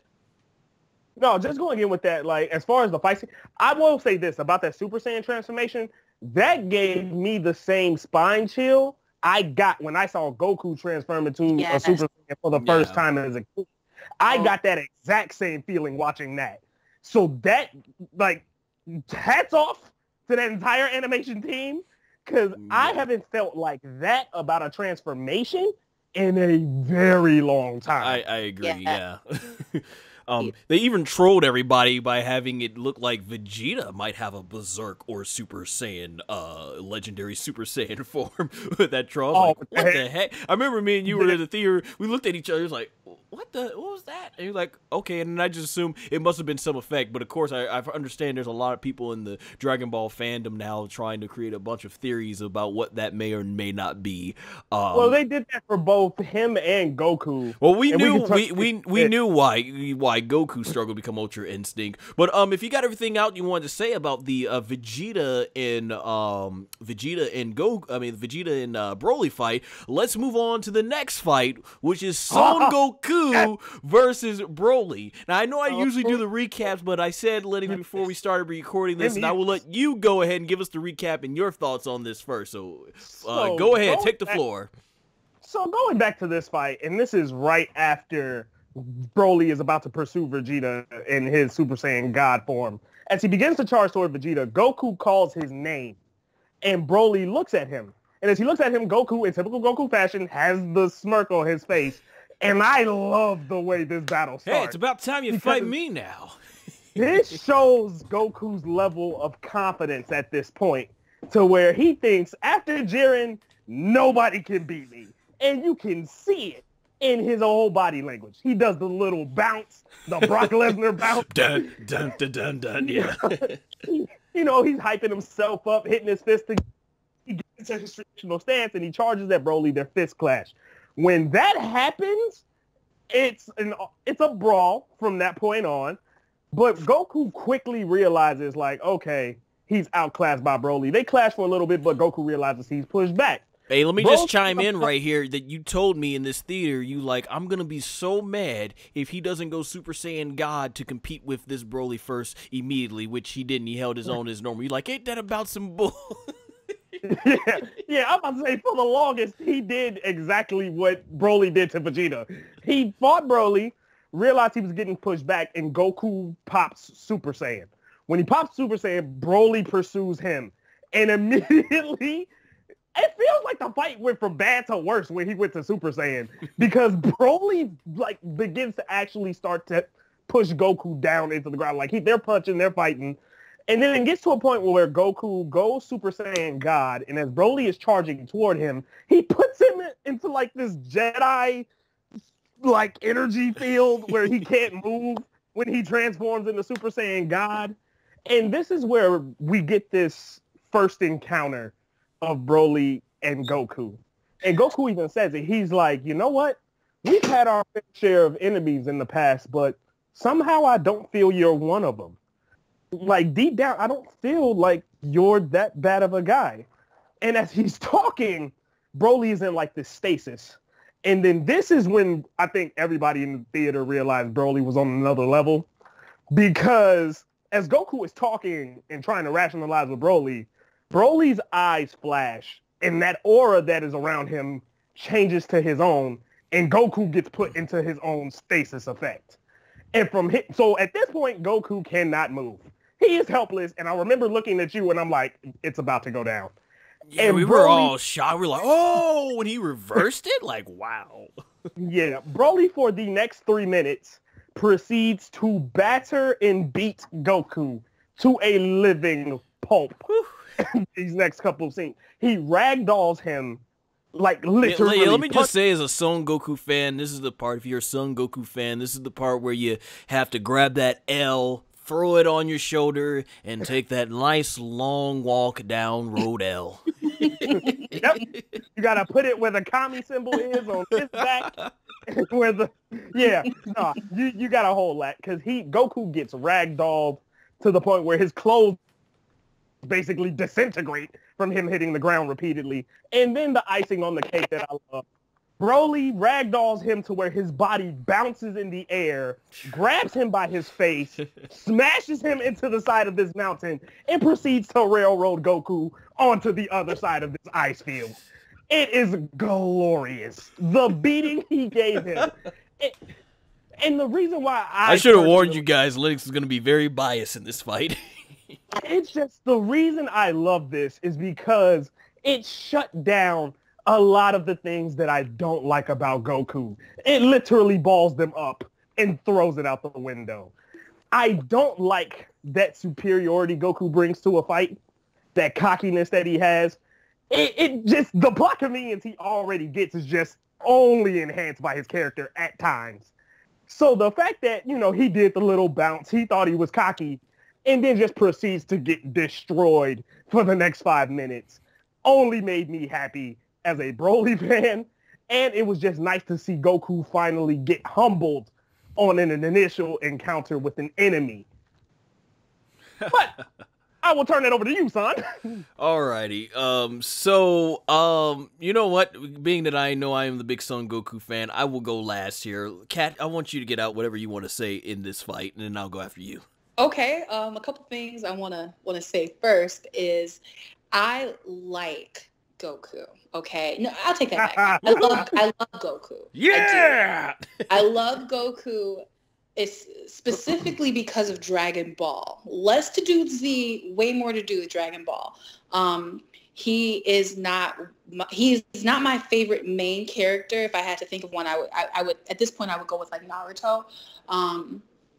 I felt, especially as time went on, touching back into my fan fiction roots here, one of the things, once again, that Dragon Ball can sometimes drop the ball on is really good characterization, right? It can give you just enough, and as time goes on, it kind of watered down Goku's character to just being, here comes Goku saving the day again. And a lot of times I would look for, fan fiction to kind of fill in those gaps there and give me this characterization of the Goku that I know could exist and that people know could exist, but it's just boggled down by shonen writing, right?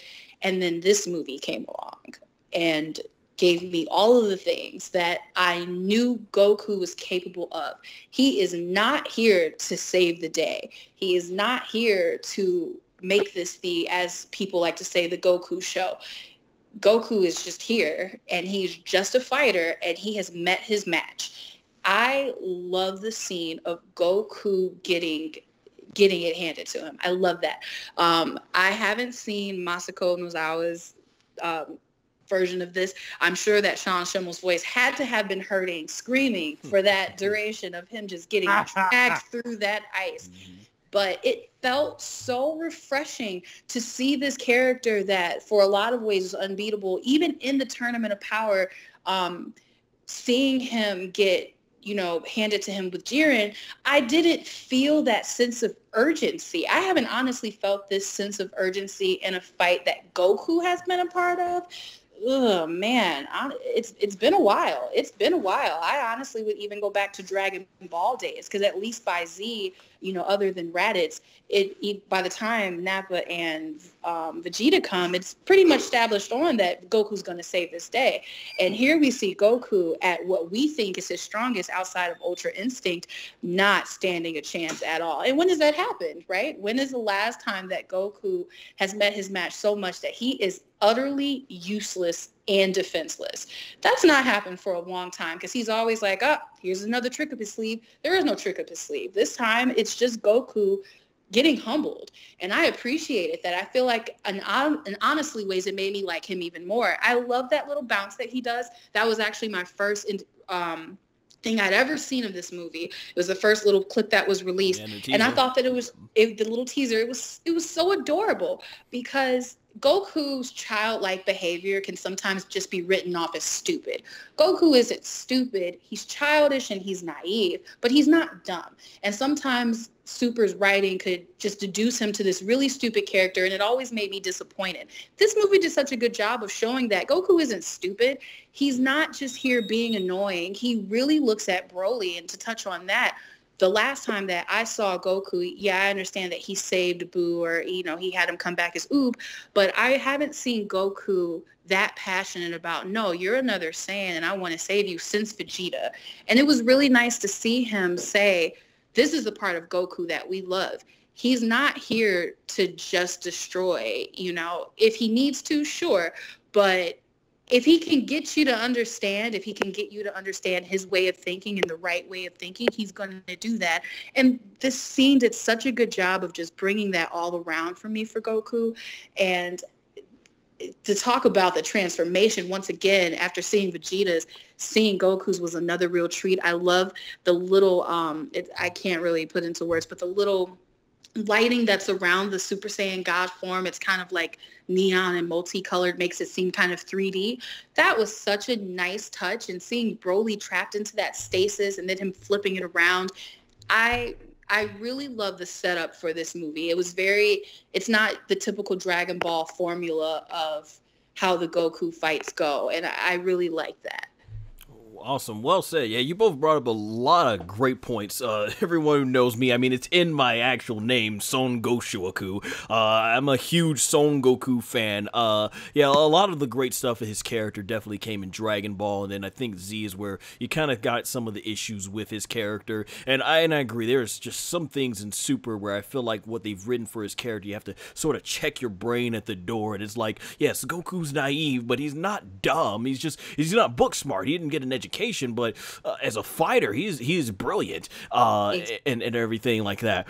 So this whole fight, some of the things that I also thought was really cool that I didn't hear you touch on either, Linux, when you were giving your recap, was the core, because I got really hyped up when they went into the core of the Earth. I was like, dude, I was shaking your heart like, the core! They're fighting in the core of the Earth! Like, just all that cool stuff that we didn't get to see. I just like the Vegeta fight, I appreciated them going back to using a lot of martial arts moves in this, like the judo throw when he freezed Broly for a brief moment, and yeah, the ice part was brutal, and just the way Goku got slammed back and forth with the ice and thrown around was incredible. I agree. Masako Nozawa, I can't wait to hear her performance of that. Sean Schimmel absolutely killed it on the screaming and everything. Like he made that sound a lot more devastating than what it looked. And I know with voice acting, a lot of those last things that you have to do is I'm pretty sure he probably saved that for the end of his session. He got all the talking lines out the way, and it just went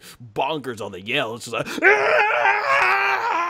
I love loved it. Absolutely. Sean Schimmel, excellent master of screaming, definitely in this. Yeah. And then going into that, yeah, I like I said, this fight though, it was brutal. I thought this was the most brutal fight in the movie. Not necessarily, I will put it though as my second least favorite fight, because one other fight was pretty much just comedy. But out of the three big fights, this is my least favorite one. And I use the word least favorite, the words least favorite, because by no means am I saying it was bad. And you're right, this is definitely to go in like wrestling terminology book. Let's say Toriyama's the booker. I thought the way he booked this was great. You see, a character like Vegeta, it shows that he realizes how many fans love Vegeta. So the way he put together the fight between Vegeta and Broly was excellent. And it actually goes to most of the animation stats, because I know Toriyama probably just wrote it and he let them fill in the gaps for the fight. But the way the Goku fight went, to just get Goku brutally humbled and everything, that was very well done. It just really, I think, sent a statement to get Broly over to the point that he needed to be. And I love the attention to detail on Super Saiyan, on the Super Saiyan Blue, trying to go Ultra Instinct, but instead goes to Super Saiyan Blue, because it's explained to us in the series why Migate no Gokui was impossible right now for Goku to try and do and master. So I really like that attention to detail. So yeah, overall, I thought it was just a brutal fight, and it really got down to where Broly was doing. Like, even when he's stomping and Goku's just rolling, and you could tell Goku looked like he bit off more than he could chew. I even love Piccolo. He didn't know what to do. Yeah, I even like, he had to go Super Saiyan Blue. He almost got knocked out. I like Piccolo, how he was at a distance. He's like, seems like this is a tough one, Goku. And somebody in the theater, I think, was making like, yeah, if I was Piccolo, I'd stay on that cliff too. I wouldn't come nowhere near. Piccolo even said, I'm afraid I just get in the way. I thought that was really cool. So let's move on to the part where Vegeta joins the fight, and it's Super Saiyan Blue, Goku, and Vegeta. They're fighting, and I think it starts with them. That's when like all the lava starts coming up, and Broly's just handing it to him. We got some CGI action, which a lot of people were bothered by the CGI in this movie, which we did get in the Goku and Broly fight as well. It didn't really bother me as much. Yeah, I could tell the difference, but I thought this was much better CGI than what we got in the previous movies, but it didn't really hurt the movie for me. And as far as the Goku Vegeta portion fighting Broly together, Super Saiyan Blue, that was cool. Just all the way they did all the animation. Mistake. Flying around. What was up? I said they made a mistake in that Goku and Vegeta part with the Broly fight. What was that? They made an animation mistake. Whoa. The final flash that was drawn as a Gallic gun. Oh yeah, there was a guy after a theater was complaining about that. Yeah, and I thought that was weird even in the trailer. I didn't even notice. Yeah, he goes Gallic, and I'm like, wait a minute, the Gallic gun's supposed to be like purple, not he shoots the final flash. Now that was weird. I don't even think in the manga it was that color, was it? I don't know. Oh, it wasn't. Yeah. So that was a little weird. It was cool. And them doing the Kamehameha and Gallic gun together. I just wish they would have changed the color. But yeah, it was pretty great, and we get to the part where Goku and Vegeta realize that this fight is not going to go well. They have to do something else. So like you talked about Linux, the part that I know cracked all of us up. So they fly.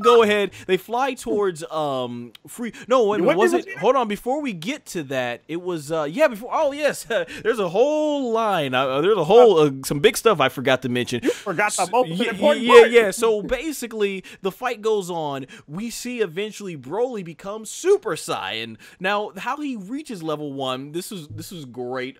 Christopher Aries, with all the health struggles he's had, he was absolutely phenomenal in this movie. When they think Broly's reached the peak level of his power, because Super Saiyan Blue is holding his own with Broly's still base Ozaru half-breed form, Frieza.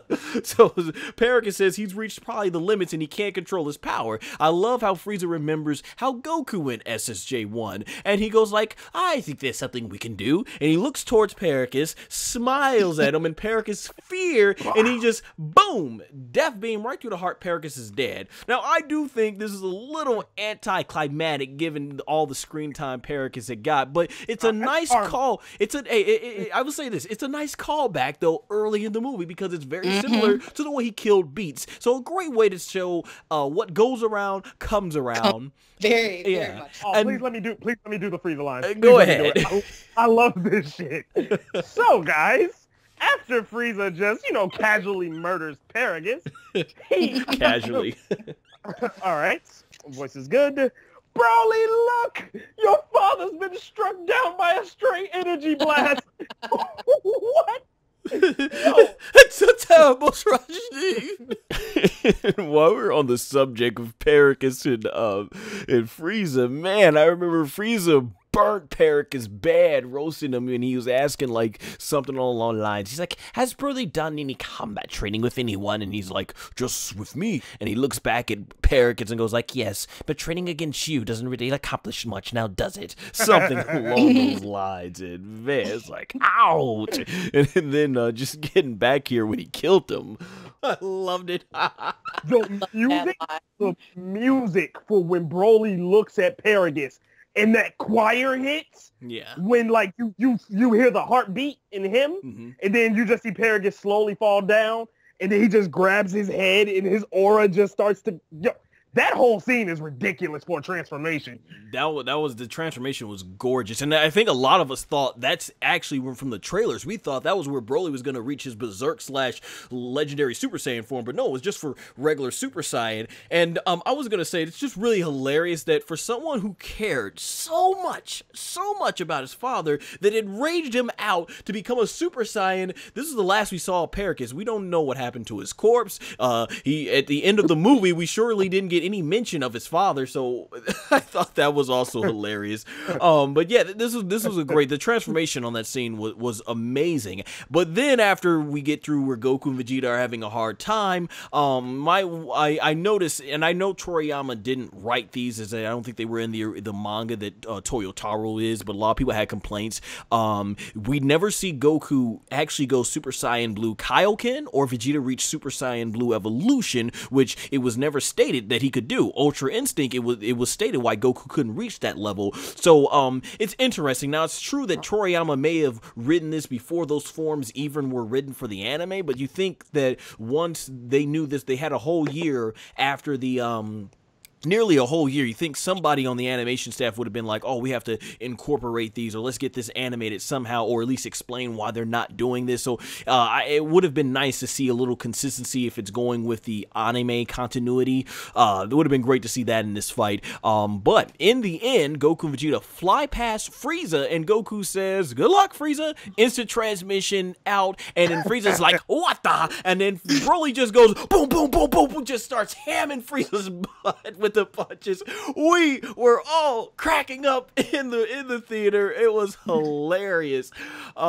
Before we get on to the hilariousness of Frieza versus Broly, Kat, did you have anything you wanna add on about that? Your thoughts on the Goku and Vegeta teaming up against Broly and just the death scene with Paragus? Oh yes, I would love to. This is the first time we have seen Vegeta willingly say, "Let's do this together, Goku." That scene there, I agree with you. It didn't bother me much. I know a lot of people would say they had problems with the inconsistent animation. None of the animation bothered me. In fact, a lot of that CGI just honestly reminded me of the animation from Dragon Ball Fighters. That's exactly what I thought when I saw it. I was like, oh, it just reminds me of the fight scenes in Fighters. So even though, yes, it's very obvious and it's a difference, it could have been bad, It was good CGI. It was good. It wasn't a takeaway, in my opinion. So it was really nice to see them team up. Vegeta's willingly going to fight with Goku. Once again, gives another notch to their friendship belt. I love, once again, how they use something so small to show just how far they've come. Even in Super, when they were fighting against Zamasu and Goku Black, Vegeta wasn't like, yeah, let's do this, Goku. It was very much, no, you go do your thing. I'm going to do this for my son. And it doesn't work out, fine, whatever. I guess you convinced me to do it. But it never felt like Vegeta was, man, Kakarot needs help. Let me go help him out. I really appreciated that. I loved that. I really, really loved I love what they did with Frieza in this movie. They did a good job of not only making you see how much of a terror he is, but also showing that Frieza's hilarious. I don't know if we talked about the 5-5 that Bulma and Frieza had. Oh, yeah, we missed that. Yeah. His wish. Well, to touch base on that now, to just kind of go back for just a quick second, that was great because who was expecting that? You were expecting Frieza to say, give me immortality or give me something that's going to get these Saiyans down. He wants to grow 5 inches. If that is not classic Akira Toriyama gag joke in Dragon Ball, I don't know what is. And my favorite meme is from the Eric Andre show. It's that scene where Eric Andre is shooting Hannibal Buress, and then he turns back and goes, in the second shot, what happens? And they photoshopped Paragus on Hannibal and photoshopped Frieza on Eric Andre. And it's so funny. It beats my favorite meme. It tops the Sasuke meme for me because that really chuckled. I won't say tops, but it got up there because it really made me chuckle. I love how they use Frieza. That's a classic. Wow, Frieza, you're a creep. But Frieza's hilarious. He has the jokes. He has the humor. And too bad it had to, I won't say too bad, but it had to be at Paragus' expense. But like you said, that's just Saiyan karma because he certainly did that earlier with no remorse. So, hey, Frieza's got to do the same thing. That was such a great addition. And I think everyone in the theater, especially after seeing this very intense fight, to have Frieza do something like that and gave everyone this like, a little relief, I guess, from all the tension. And the jokes were so perfectly timed, and that was a great one too. I love his, Broly, do you see what happened? He just died. I don't know what happened. It just, can you imagine how he told everyone about like how Vegeta blew up? I don't know what happened. It was just a meteor. It was just there. Now it's gone. And I don't know what you guys want from me. Like, don't look at me. I know I'm a tyrant, but Jesus, I have a heart. It's so great how they use Frieza to advance this underlying gag funny to a movie that we thought was serious. Well, it is serious.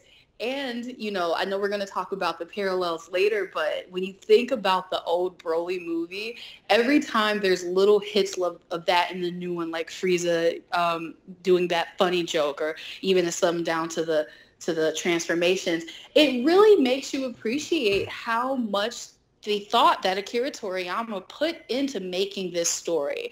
It really does. Like, I feel like this was a movie, I'll just say, I didn't mind, and I hope I don't get flack for this, I didn't mind not having everyone else in there.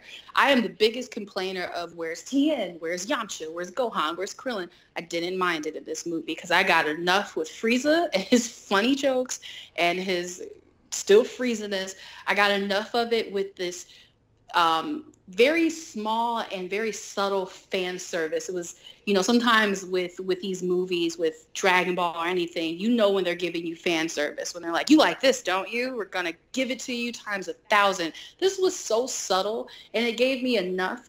And I really, really, really appreciated, I appreciated how all of this transpired. And then Broly taking off and being that iconic Alpha Broly that we all know and love.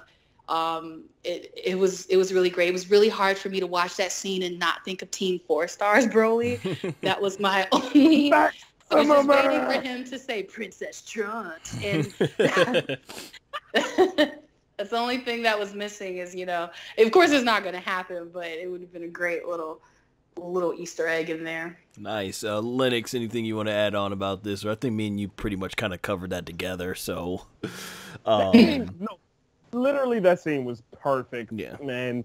Everything about this setup for him to become a Super Saiyan, and I knew it was coming. That's the funny thing about it. I just felt it, only because the moment they panned to the very back of Frieza and Paragus, I'm like, in my head, I'm like, he's about to die. I don't know how, but he's about to die. I wasn't expecting it to be as blatant as Frieza did. Yeah. Let alone Not anymore. I will say this though, as funny as this scene was, I thought from a comedy standpoint it was great, but if I gotta go epic standpoint, the first movie. That death was still the best. If I had to pick between the two ones, that death was epic. We talked about it when he goes like, "I'm afraid, son, you'll have to live. You have to die with this planet too." "Where are you going, Dad?" "I was preparing the rocket so we could escape." "And a rocket built for one person?" And throws him into the star, and he's wondering like, how could he be cursed in the same life where his son once saved his life? Both were funny and great for their own reasons. But yeah, let's move on here to the basically the setup to the fusion and the Frieza and fight.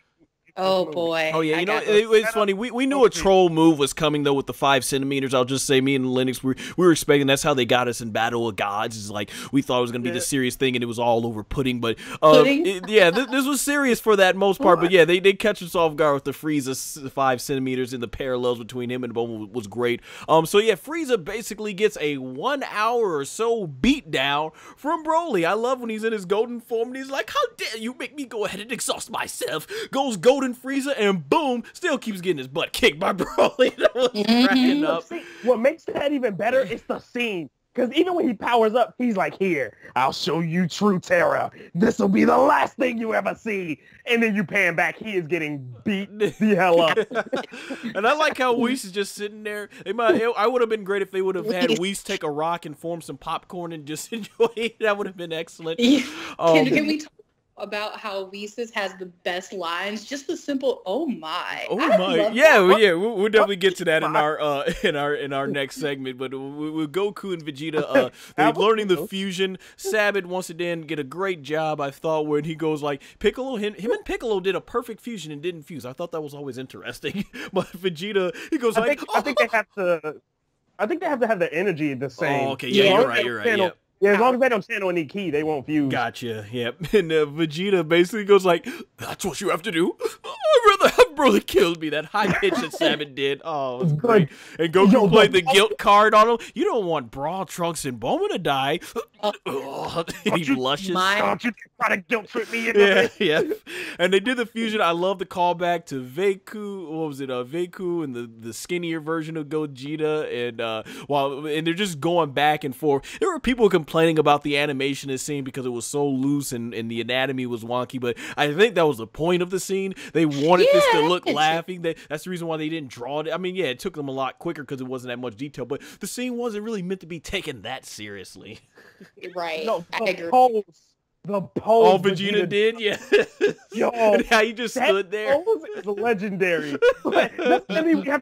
He was like, "Fusion? Wait a minute. I think the boys I've heard the boys talk about that. Isn't that where we do some kind of dance?" And then he just leans back. I was like, what? Hey, I like Piccolo. Cool that Toriyama still found enough love for Piccolo to give him some importance in this movie. And he goes like, I think they fuse, he's like, "Pathetic. Your angle was off," and they actually show the 40%, 60% angle. Oh, that was great. I like when Goku and Vegeta finally fuse and they acknowledge that they've done Vegito because this is his first time through Toriyama's continuity that he's been in the series, and he's like, "It was Vegito, was it not?" And then he goes like, "Maybe we should find a good name, maybe Gogeta, what is it, Go Vegeta." Here's the name of a bunch of random names. He's like, it was like, "We don't have time for this," and I said, "Like father, like son." And then he do the instantaneous transmission back to the battlefield, and that's where we saw Whis I was in the theater at I was like, "Oh, don't try to step to Whis, Broly. Don't try to step with Whis." And Whis is toying with him, and he's like, "Oh my, you almost got me there." And then he sees Gogeta. "Oh my," right? And he leaves after Frieza had got his butt kicked, and he's like pinned in the back, he's pinned similar to the same way Goku was pinned at the end of the first Broly movie. And I love Frieza's response to Gogeta, "Who are you?" And he's like, "You wouldn't understand. You were dead. But basically, Kakarot and Vegeta have fused together to become one warrior." No fair. It's how casually. What makes it even better is how casually he says it. Because he's like, "Wait, you what?" yeah, we fused our powers together. And he's like, oh, that's not fair. I loved it because now Frieza sees that there's even more further gaps between the powers he has. Right? It's almost like he was expecting that to happen. Right. Like, wait, yeah, that's not fair.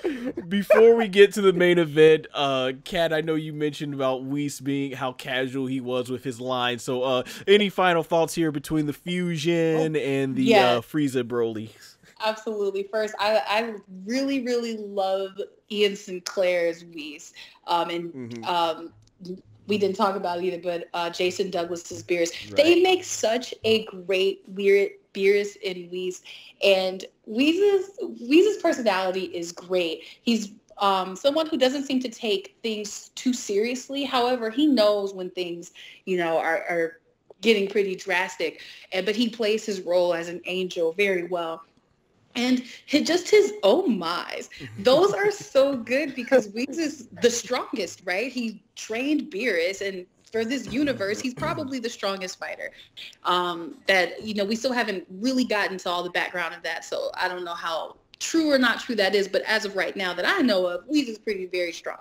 And seeing him just subtly dodging Broly, but he also has to be somewhat attentive. He can't just, not to Naruto this out, but Kakashi himself and read a book while he's getting fought. He has to pay attention. And his oh my's are giving you more hints of just how strong Broly is. At this point, Broly is just everywhere. He is just fighting. You see why his power is such a threat, because just as the Great Ozaru form, he has no control over it.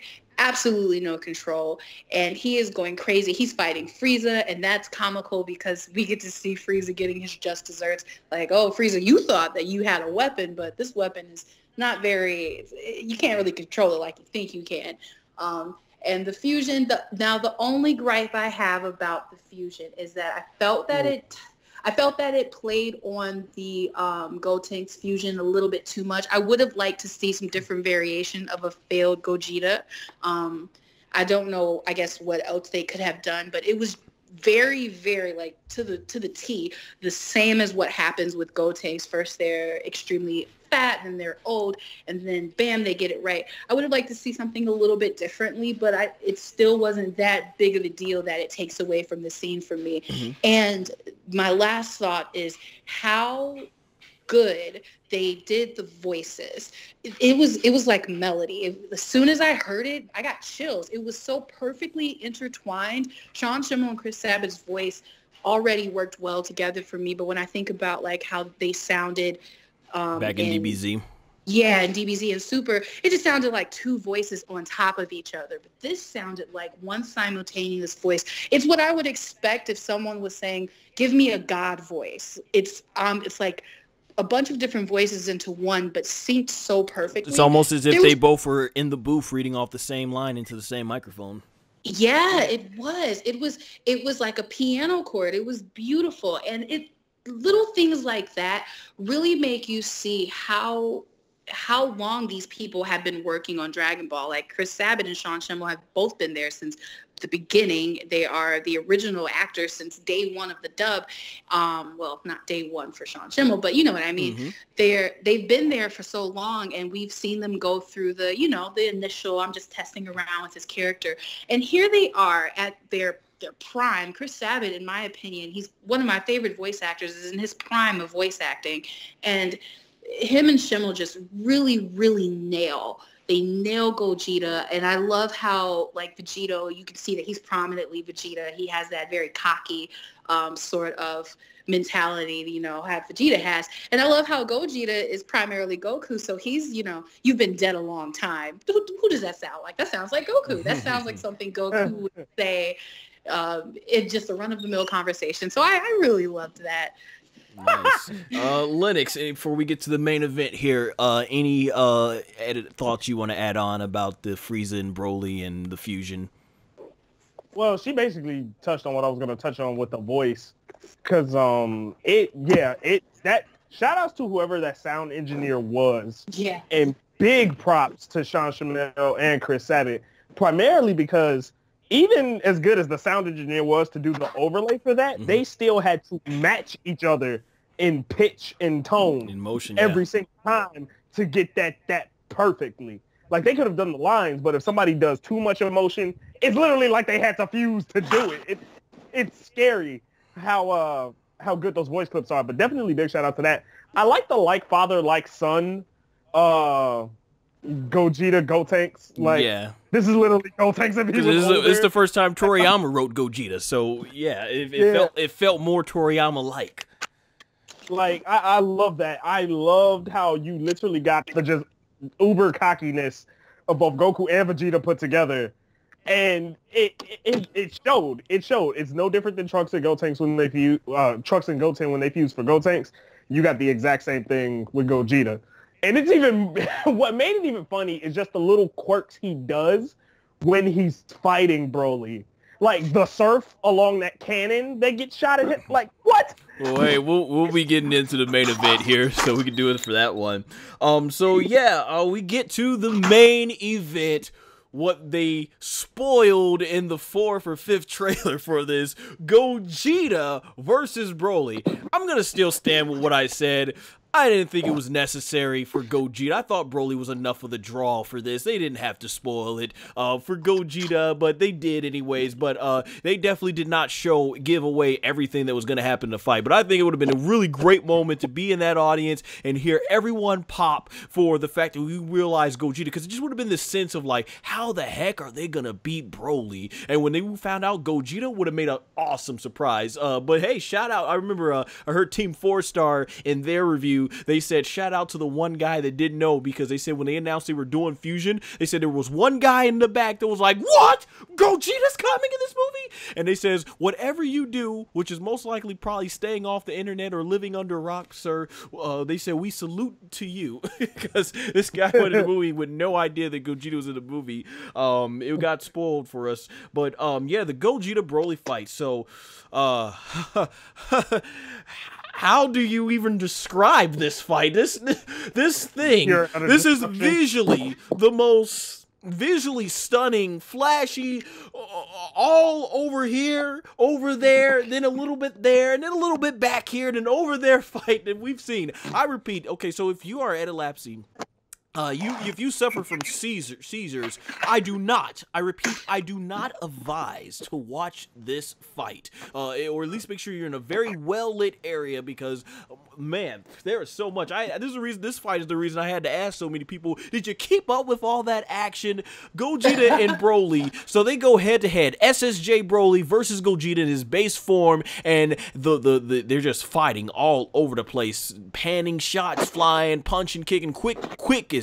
They're like, they go Super Saiyan, Gogeta goes Super Saiyan, and he starts bringing the fight back to Broly, and they're just like going blow to blow. And I like how Whis is marking out, as we say in wrestling when you go crazy over something. Whis is marking out over it. It's like he's more impressed with Gogeta than Beers. He's like, oh my, Gogeta really is fantastic. Just seeing this, and Gogeta, he basically they're going all over the area, and they collide Ki Blast, and it breaks the fabric of the universe. It breaks they literally go to another dimension, and I went crazy, Linux, right next to you. I was like, they broke into another dimension. They're fighting into a whole nother dimension. Like, wow, they literally sent to go back to the ocean dub. They really sent each other to the next dimension. They're fighting all over the place in this whole other dimension. We saw this get teased in the Majin Buu saga, where Super Buu was about to break the dimension, and then Vegeta actually punched him, and I think that's how they got out of the room of Spirit and Time, known as Hyperbolic Time Chamber in the Funimation dub. This is just really great stuff, and for the soundtrack, we haven't talked much about the soundtrack. I thought the soundtrack was great. Norihito Sumitomo.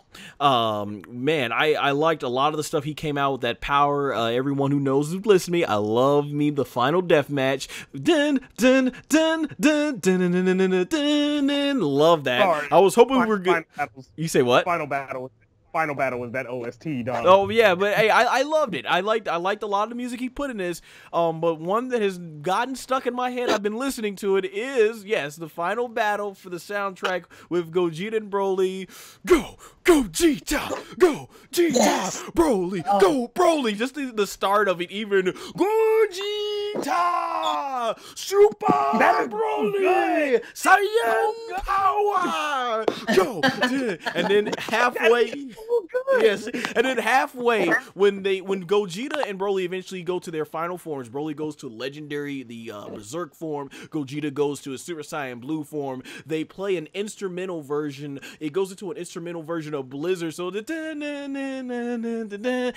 however it goes, it just gets crazy, and it goes with the fight so well. That's where you see Broly, because he gets a few good shots in on Gogeta, and this is really cool. We've never ever in Dragon Ball have seen somebody take the fight to a fusion character like Broly. They've all gotten owned. Even the mightiest form of Majin Buu, Super Buu, when he has Gohan's powers, was completely owned. Zamasu, owned by Super Saiyan Blue Vegeta, but Broly hanged in there. And as a Super Saiyan Blue, they end up going back to Earth in this mountain area, and I just love it. Like you mentioned earlier, Lennox, when he shoots the blast at Gogeta, and Gogeta just like slides on the side, or when he's shooting all these blasts, and Gogeta Gogeta basically has all these key blasts in his hand. I love they had like first person views in the fight with Goku and Broly, and this was really cool. We got to had a camera behind Gogeta and see what it looks like as he's flying past Broly's key blast, and you just saw the shooting, and he works on some body shots, which is really good, just like you would see in an actual fight, where he basically starts targeting Broly's abdomen, because Broly's so huge and Gogeta's so small, so he just works that abdomen and just starts slowly wearing Broly down. He like punches him so bad a whole clock of spit comes out of Broly's mouth. This fight I actually had to watch more than 2 times and everything, just to grasp everything that was going on in this fight. It moves so fast. And the emotional side, this is where, and I agree with a lot of people I talked to about this, where he started to feel sorry for Broly, because Gogeta he eventually gets the best, and he is hammering Broly and just is all over Broly. Nothing Broly can do, he's all over him. Broly goes crazy with a mouth blast. Gogeta's still dodging it. There's a part everybody popped loud in our audience, in our theater, when he broke out the Soul Punisher that he beat Janemba with in the original movie he debuted in. He throws that at Broly, and I think Broly tanks it somehow. And during the fight, you have Chilai, who's gathered the Dragon Balls. They managed to get away from the Frieza's henchmen, and I really love the scene that she did, because in that scene, she's basically going out and saying that this is terrible because Broly's father made him into this. He's basically just someone who never had a chance to make any other friends outside of an animal, and he didn't ask for any of this. So really good props to Erica Linebeck. I think that's the one who did her Chile's voice, and I'm pretty sure Nana Mizuki did an excellent job in Japanese as well. I just love the delivery of that line. And they wish for the Dragon Ball, so Shenron eventually is summoned, and at this point Broly is still powering up, basically still hanging in there, but at this point Gogeta just bodies him all over the place, and Whis says, you know, the fight is about to come to an end, and he starts forming a Kamehameha. I would have loved to be in like a Big Bang Kamehameha, make that from GT canon, but they didn't do that. But anyways, he does the Kamehameha wave, and it looks like it's finally in, and Broly is huffing and puffing. He's out of it, got nothing left, and I wish they get the consistencies right with these dragons. One verse, he's 1 wish, then there's 3 wishes, then there's 2 wishes. Like, make up your mind. Yeah. So he does the 1 wish and sends him back to planet Vampa. At first, I thought they were both. It's like, oh, you're gonna strand Broly there, but then they ended up leaving. I liked how Chilai was like, oh, this is Chilai was like, this was, what did she say? Oh, she said, she's like, oh, it's that simple. You just have to ask the dragon. We got that more fan service. I remember Lennox was next to me on the side where Chilai was bent over looking outside at the fight, and they do that shot where like her butt takes up about 60% of the screen. Yeah. Lennox was like, he looked over, he said, really? And I was like, yeah, the way they do these characters. I saw one meme that says, don't you think shots in anime sometimes look really weird? He's like, what do you mean? And they're showing that scene. I forgot to mention, speaking speaking of memes, I like the one when Frieza killed Paragus. I like the one where it says the Oscar goes to Frieza, and they photoshopped Frieza's head on somebody who won the Oscars.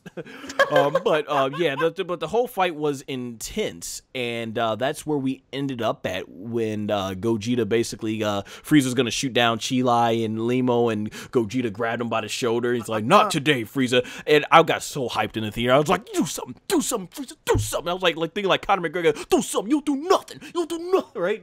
And Frieza did nothing. He went back to his normal form, and they let him go. So Gogeta takes on his inner Goku and lets him go away, and it becomes like a comedy at this point with Frieza. Like, I'm thinking of like a cartoon, like, I would have gotten away with it if it wasn't for you meddling Saiyans. I'll get you next time, Goku and Vegeta.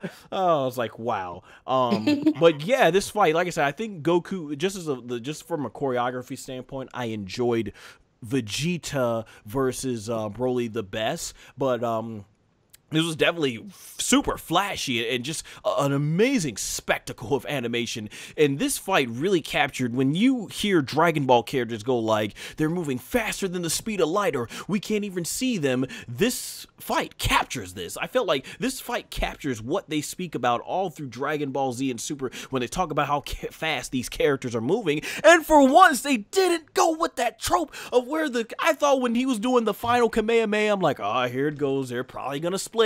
And they didn't. Gogeta lasted the full duration. They finally ended a fight where it didn't end with that trope. So I was excited. But this fight was a tremendous spectacle, and I was like, oh, it was very fitting as a main event for this. So yeah, that's everything I gotta say about the fight. Lennox, your thoughts on Gogeta versus Broly? It was exactly what I told you it was gonna be from the trailer. When you were like, yeah, it looks like Broly's getting owned. I'm like, he's not getting owned in that trailer. I don't know what you're watching. And sure enough, he put up a fight. He got owned in the end, though. He did in the end. Oh yeah, nah, he wasn't. After getting hit with Soul Punisher, there was nothing he was gonna do after that. Right. Like, no, actually, you can't even say that. He kind of just wore himself down, because after he gets hit with Soul Punisher, that's when Gogeta puts him into the, I don't know what you want to call that attack, where he raises his arms, and like all of that energy just like hits Broly from not only the top but the bottom. Oh, I forget to mention that. Yeah, that was cool. Yeah, it like sandwiches him. And then, like, because that's what sets up the final Kamehameha. Because when he gets hit by it, Broly staggers back. And when he picks himself up, he already has it charged up. Which, by the way, the amount of land that destroys when he shoots that Kamehameha wave is scary. Yeah. Like, if you go back and watch that animation, literally, the ground from where his farthest foot is starts to completely go into the ground. Like, it evaporates. Yeah. Well, my favorite scene in that fight, and it just showed Broly's tenacity as a character, is when Gogeta first goes blue. They're fighting, and when he smacks Broly to the ground, and then shoots that entire like rain of ki blast on top of him, and Broly gets pinned, and then he stands up and like forces it all off of him with the barrier. Like that, it's just one of those things where it's like Broly's not like, no, it's not that he's no. Put it this way, Broly ain't no bitch. Basically, yeah. He ain't about to come out here and just whoop my ass. Nuh-uh. That's basically what I got from that. And it earned my respect, because even if he would have died had the Kamehameha wave hit, but like he wasn't going down without a fight. Like most DB villains roll over after a certain point. Broly was not rolling over. He was going to keep taking hits until he got put in the ground. And that, I love this character. I love this character. Go. All right, Kat, your turn. What's your thoughts on the Gogeta versus Broly fight? You know, I honestly don't know what I could add. You guys have like literally touched on all the feels. I love Broly. If I could start a Protect Broly Smile Foundation, I would. And I will donate $200. It was come along. Let us start this cult of protecting Broly, because I was at this point. This is the moment when I was the most conflicted, because they're setting this up, right, that Broly is going to lose. Here comes Gogeta, and he's not backing down, and like you said, Broly is not backing down, and because, you know, Akira Toriyama isn't just going to say adios Vegeta and Goku. In our minds, the only plausible conclusion to this is that Broly's going to die. And why? Because I love him so much. So the whole fight, I was so anxious the first time I saw this movie. I was, to put it bluntly, my booty cheeks was real tight. I could not stop thinking about how much my soul was going to hurt when Broly had to get defeated. And when you see Gogeta power up this Kamehameha, I'm getting emotional now just thinking about it because I was so afraid. I was like, Broly, no. And at the same time that this is going on, you see Chilai, and I have to say this. I didn't all the way mind, you know, the curvy Chilai. I miss the old curvy ladies that Akira Toriyama would give us. I love that. I draw, and I love to draw my ladies very Me and the Linux virus and us are artists as well. We attended the American Academy of Art downtown, so yeah. Oh, we all got 3 artists here. We understand. Guys, yeah, that's what's up. Camaraderie. Yeah, you know, like I love that. I love the way that they made her. I said, oh, they're trying to make a space Bulma. They're going back to the old school Bulma and with the short hair and the thick legs. I loved it. I love also that the same time this is happening, you're also seeing Chilai gathering these Dragon Balls, and you don't know who to root for. Do you root for her to help Broly because Broly is very unstable, or are you saying Gogeta come through and lose, basically, like, or I'm sorry, Broly come through and help Gogeta lose? Like, who are you rooting for? Like, because sort of plays with your emotions.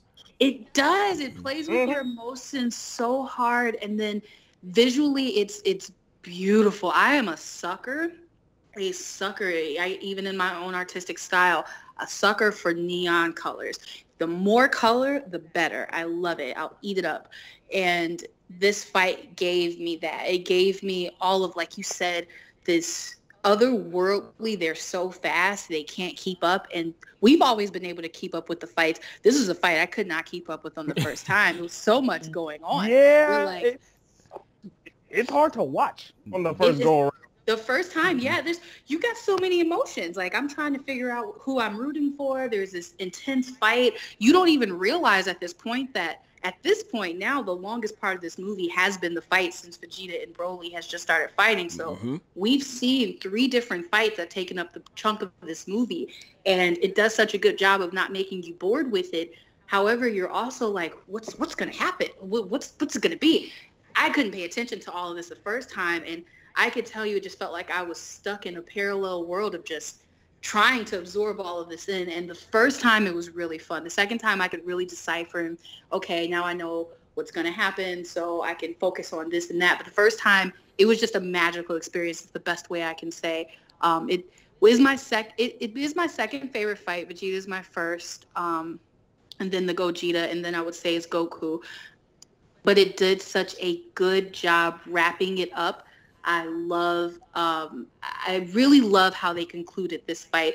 I love that it wasn't typical. It did not give you your typical formula, and it was perfect. It was really perfect. A great way to really tie this movie up, to use all of these characters. Not a single character that was given to us that wasn't killed off, of course, was underused. Everyone had an important role to play, and I thought it was fantastic, including Chilai. Yeah, so much of this movie just broke the norm for when it came to Dragon Ball movies, so I did enjoy that. Now, Lindy, I was just going to ask before we move on to the conclusion of the movie, this was the fight you were talking about? This is your favorite fight in the movie, Gogeta versus Broly? Yes. All right. Yes. With Goku versus, with Vegeta and Broly second, and then Goku and Broly the third? I was just about to say, in order, no, actually, that's my least favorite. Believe it or not, my order of fights are Gogeta versus Broly at number 1, Vegeta versus Broly at number 2, Frieza versus Broly at number 3, and Goku versus Broly is number 4. And although I got the most enjoyment out of the Goku fight, I didn't get as much from it as the other 3. Wow. Even Frieza getting his ass beat, I, like, in that fight, just... We joke about Frieza, getting beat up for an hour. But then I had to put that into perspective for a second. Right, the logic of it. Yeah, I was like, Frieza got beat up for an hour. Like, he tanked Broly for an hour. The man's got some durability. Yeah, exactly. Like, it dawned on me for a second. I was like, wait, Goku and Vegeta were having a hard time keeping up with him, and Frieza fought him for an hour. Like, even if he lost, that still shows they put up better fights against him for the period of time. But yeah, the fact he could take that much punishment for an hour, yeah. Well, think about it. He wasn't that battle damaged at the end of that movie. Think about it. He had like one scratch on his face that was animated. Outside of that, Frieza wasn't that battle damaged. Yeah, he looked like he had a hard time, yeah, when he was pinned up in the rocks. Yeah, so that's what I'm saying. Like, with that being said, like, this movie, like, we joke about it, but it also does not undersell just how powerful Frieza is. When you think about what he went through for that whole hour. And, like, once again, this is stuff I picked up on after I watched the movie, like, several times. But it's like, I was just watching it clicked. I was like, wait, Frieza tanked this man for a whole hour. Like, wait a minute. And he was able to walk away. Like, he wasn't, like, battle. He didn't walk away from that fight like how Toppo did him in Super, where he couldn't move. Like, Frieza was still like completely, okay, I can function. I might be a little bruised up, but I can function. So, just shout outs to not, even though they used him as kind of like a sell for Broly, like, yeah, you don't stand a chance, this, that, and the third, to kind of give us like, all right, this is where Golden Frieza and Super Saiyan Blue stand when it comes to Broly's power. It also didn't make him look weak. It just, he was outmatched. Good point. All right, so we'll move to the conclusion now of this movie, which is basically Beerus. Beerus is basically like, well, it looks like it all worked out good in the end. And we find out, of course, later on, Goku states that, wow, Broly might be even stronger than Lord Beerus. And we're like, oh, did he not come because he realized they had it under control? Or was Beerus a little scared? And they hinted to this back with Vegeta. Reese always said if Goku and Vegeta work together, they could become even stronger than Beerus. And it's stated, I know, in the manga and alluded to, I think in the anime, that the East Kaioshin, known as Supreme Kai in the Funimation dub, he states that Vegeta might be even stronger than Goku. He might be even stronger than Beerus. And something too to clear up to about Gogeta and Vegeta, in the magazine for the Shonen Jump, they said that they were both equal trump cards, but if we still go by the original Toriyama continuity, it would be that Vegito, as the Potaro earrings, those effects are still stronger than the fusion dance, but the fusion dance was just the most convenient thing to use here. But yeah, getting into the end of the movie, we see that Chilai and Limo both join Broly, and I like the attention to detail in the story here, where Limo says that he feels safer with Broly because they could obviously track the spaceship, and Frieza wanted to go after them, but Frieza realized, oh, Broly's with them. Well, Frieza knows he can't mess with them, so that was very smart. And Goku eventually does instantaneous transmission or movement to planet Vampa, and he shows himself friendly, and everything goes like, I heard from what I hear, this planet is repugnant. I love that. And he gives him the food and the spaceship, and I just, because the director was constantly giving us subliminal messages when it came to Chilai, and I remember basically because I think it was Nagamine. Yeah, Nagamine is the director. He when they do the shot and they show you what the room looks like, and they just have like the bed, take just one bed. Lennox, you in the theater, you told me, you were like, wait a minute, it's three of them and just one bed? And I lean over to you and I'd go like, well, I mean, Broly and Chilai only need one bed. Because I'm like, that's what I felt like they were. Why would you show just mostly the bed in that shot? Like, I know what they're trying to allude to there.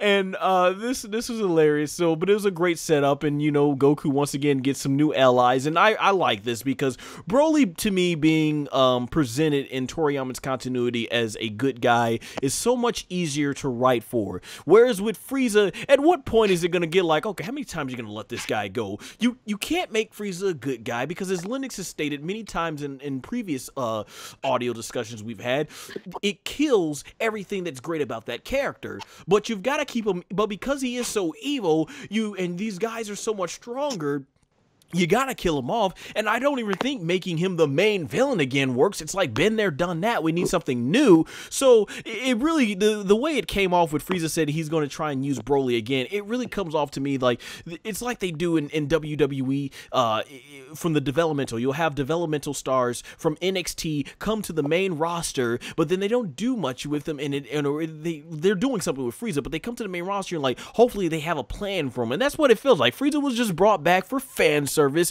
and they really don't, Toriyama they don't really have a really good strong plan of where they want to go, but they know they want to keep him around for fan service. So at some point he's going to become like that cartoon villain that's like, well, I'll get you next time, or you know, like I was mentioning, I'll get you next time, Goku. Yes, exactly. That's what it's going to become like. So it's going to be a lot harder to write Frieza to stay a recurring character in the series for how long. But Broly, he's a good guy, so I'm like, yeah, whenever they need to call upon him, that works great. Before I let you, and he's a Saiyan. Yeah, it works. There's no power cap. Oh yeah, definitely. He's a Saiyan. Exactly. And but I think, you know, I like how Leo and Shilai say, you know, we might not be on this planet next time you come back. And he's like, it's all right. Wherever you go, I can find you with instant transmission. And they say, we didn't even get your name. The ending line, which everyone who grew up watching the original Broly movies had to get a big pop. And I thought it was the perfect way to end this movie. When Goku goes like, my name is Goku, but Broly looks back, you can call me Kakarot. And then the movie goes to credits. Oh, I loved it. I loved it. Everybody gave this a standing ovation in our theater, and I was left blown away. You know, a lot of people are going to ask, is it the greatest Dragon Ball movie of all time? The movie had its problems. It was rushed at certain points.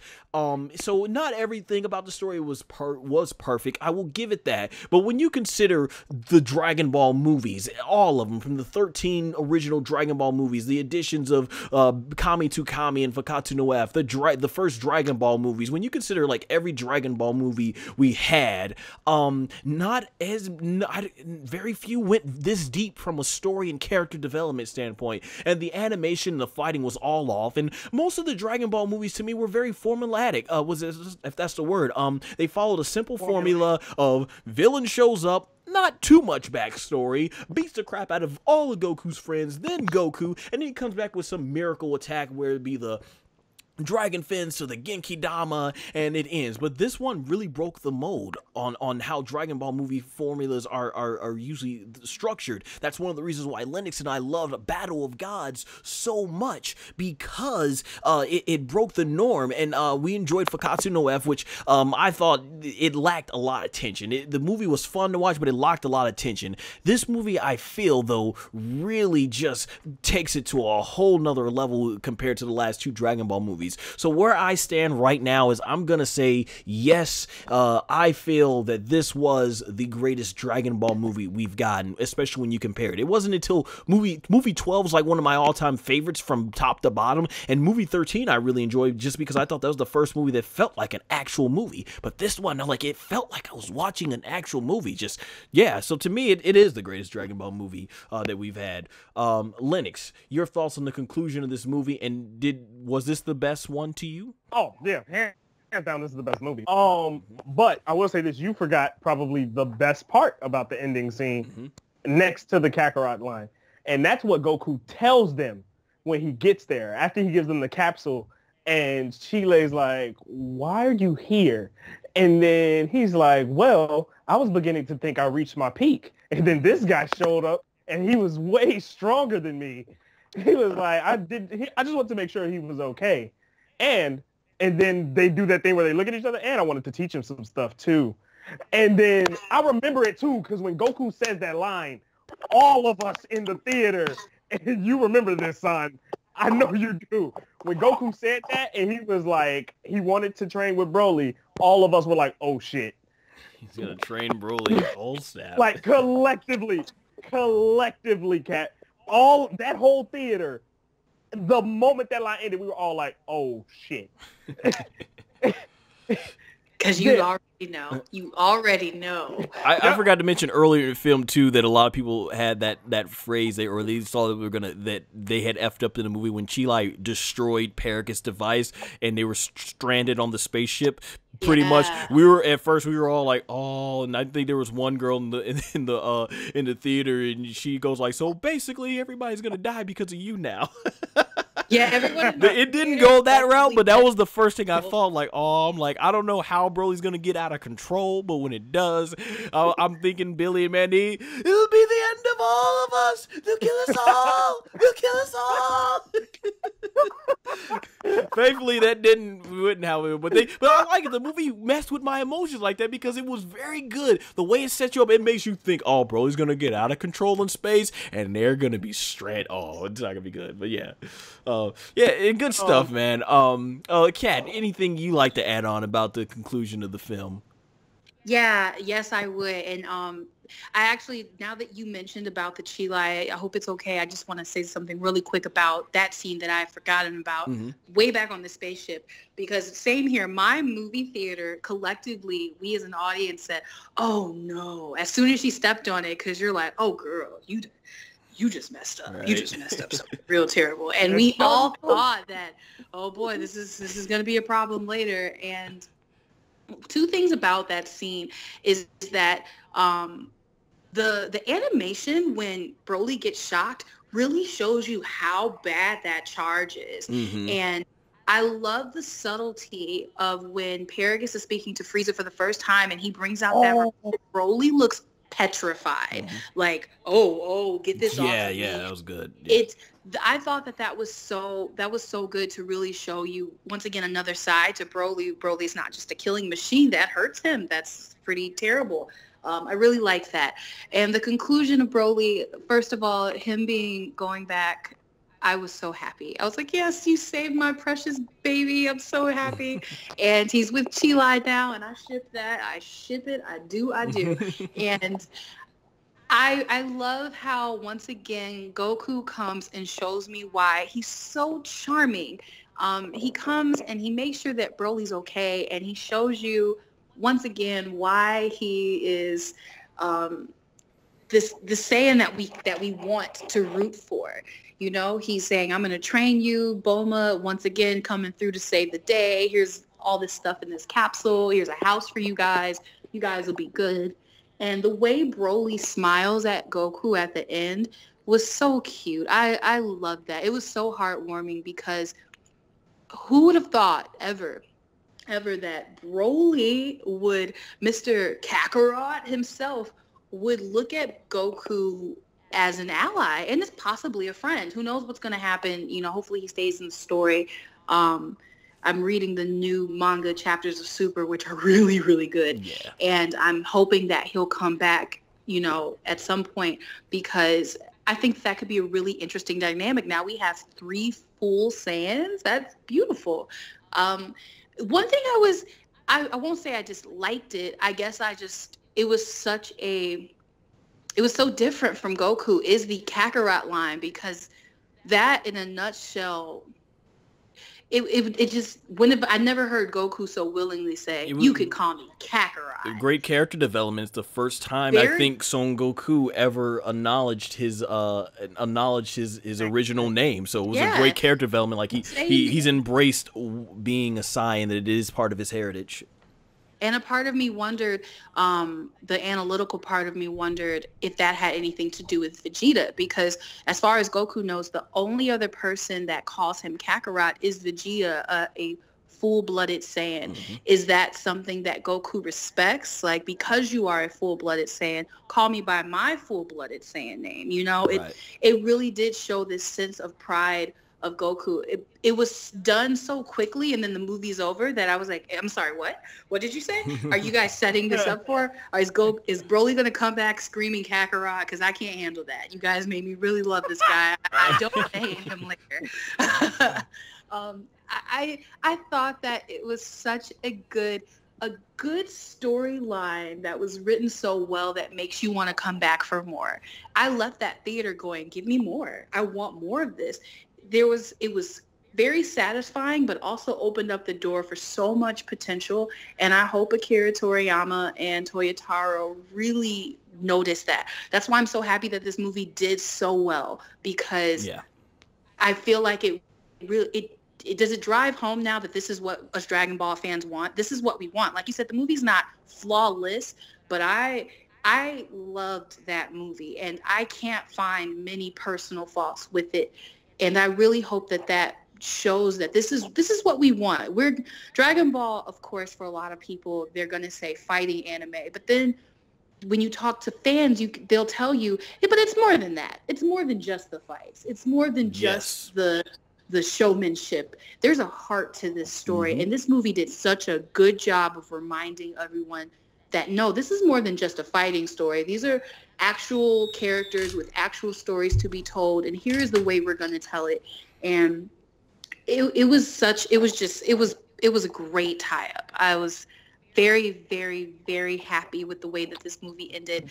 I love that Broly is going to be a character, because I really loved it. I also don't know if we talked about, or if you guys talked about when I walked away, the part where Broly is talking to Chilai, and I can't remember the old man's name. Is it Limo? What was his name? Limo. Yeah, we talked about that. Yeah.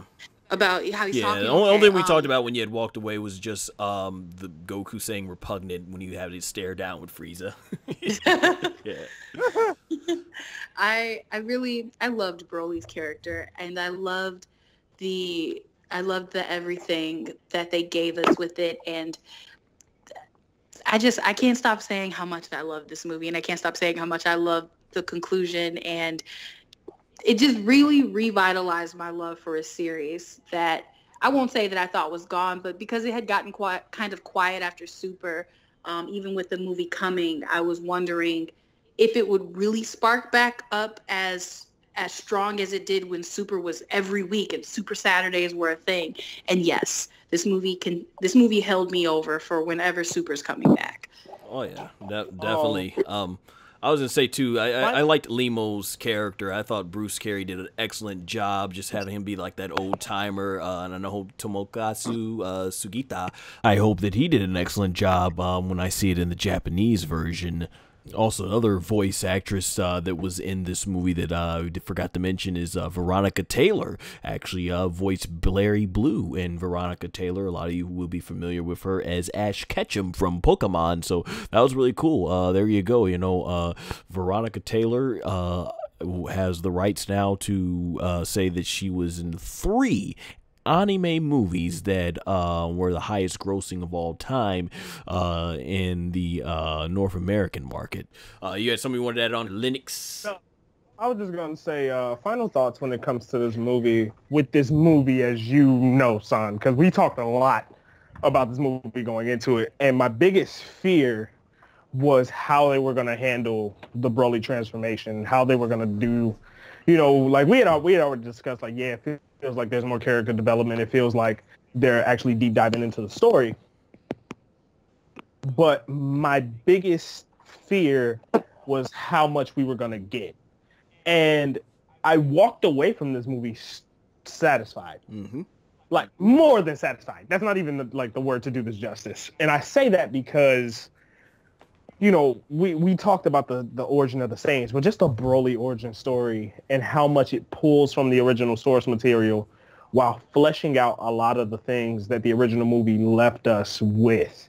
You know, there were a lot of open-ended answers that they gave us, a lot of unanswered questions that the first movie gave us, a lot of things where you just kind of had to fill in the plot. And it didn't make sense. It was more like a congealed mess of ideas. And this, like, you get attached to Broly. You see it, like, from beginning to finish, you kind of, or from beginning to present, I should say, you see his character evolve from a kid to how he was treated, why he does what he does, which in essence isn't really why he's doing it. It's more so what his dad is making him do. Like, you see those stages of the character, and you can't help but root for him in a way, to where he's like, come on, like, you can get past this, you can push past this. And then, to kind of piggyback off Kat, Chile helps that. because she's basically up. Like, everybody who's a Broly fan is essentially kind of like Chile. You are rooting for him because he's not doing it because he wants to do it. He's doing it because this is all he knows up to this point. Like, his whole life, he was trained for revenge. And you kind of see he doesn't really want to do it. He's just doing it because Paragus said, this is what I need you to do. Exactly. Yeah, I love that. And Kat, you know, for Dragon Ball, I was explaining to my friend and I saw on the second night is that as the fighting is always great in Dragon Ball, and I definitely liked it, but just growing up as a kid, there's been so many great morals and messages, just from a life perspective, a spiritual perspective, that I've gotten from Dragon Ball that I've been able to go ahead and bring into life and learn from that. And that's one of the things that I love Dragon Ball. Like, to me, it's my all-time favorite anime, and I understand there's a lot of better anime out there in terms of the way the story is written and characters, but just to me personally, what Dragon Ball's meant to my life and what I've been able to learn from it and put into it is one of the reasons I love this series so much. And that's why it was so great to see so many people coming out. I'll just go ahead just to conclude some things here is if there's some nitpicks that I did have that I would have loved to seen. It would have been great to hear Kel mention just a little sentence of saying, wow, that looks like the form that Kel has. But like I said, I know Toriyama didn't write those characters, and so it would have been nice if somebody in the animation staff would have added in there for some continuity. Also, I thought they should have done a much more bigger deal. We talked about how all the transformations look so great. I wish the Broly transformation would have been as epic as it was in the original movie, as opposed to just fighting Dimension and going like, ah! And then there you go, or Gogeta going like, ah! Like this. I wish they would have had the magnitude, but maybe they were running out of time, and so they just thought they just go ahead and throw it in there. So I would have wished they would have done some stuff like that. Just a little few nitpicks on there. But yeah, in terms of just finishing up here with the future of Dragon Ball, as great as this movie was, I still stand by it that nostalgia is great, but it can only run for so long. I still want to see new characters. I want to see them go past this 10-year time skip and finally give us the Dragon Ball story that's going past the end of DBZ. I mean, yeah, the end of DBZ, because everything was still a prequel here.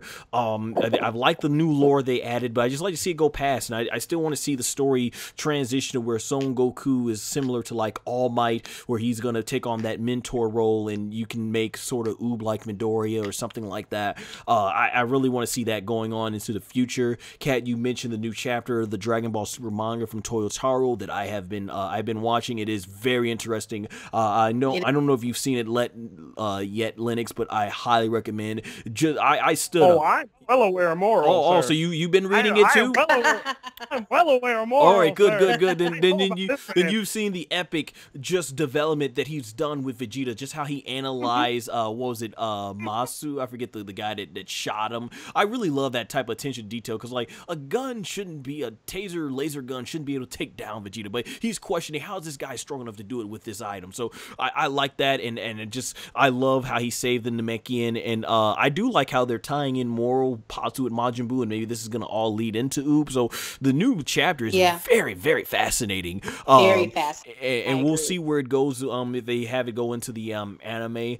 Like I said, I want to see a more fleshed out version of the opening of this movie, but don't try and remake this the fight scenes that we saw in this. There's no way they can do it. I still like to see Super just take place right after what's going on here and get into the end of Z. But it does show that, hey, Broly is an indefinite draw, and I love the character now. I grew up thinking Broly was he was okay. Hey, I never bashed him, don't you? Me, Lennox, don't you do that? I never bashed a character. I just thought he was okay.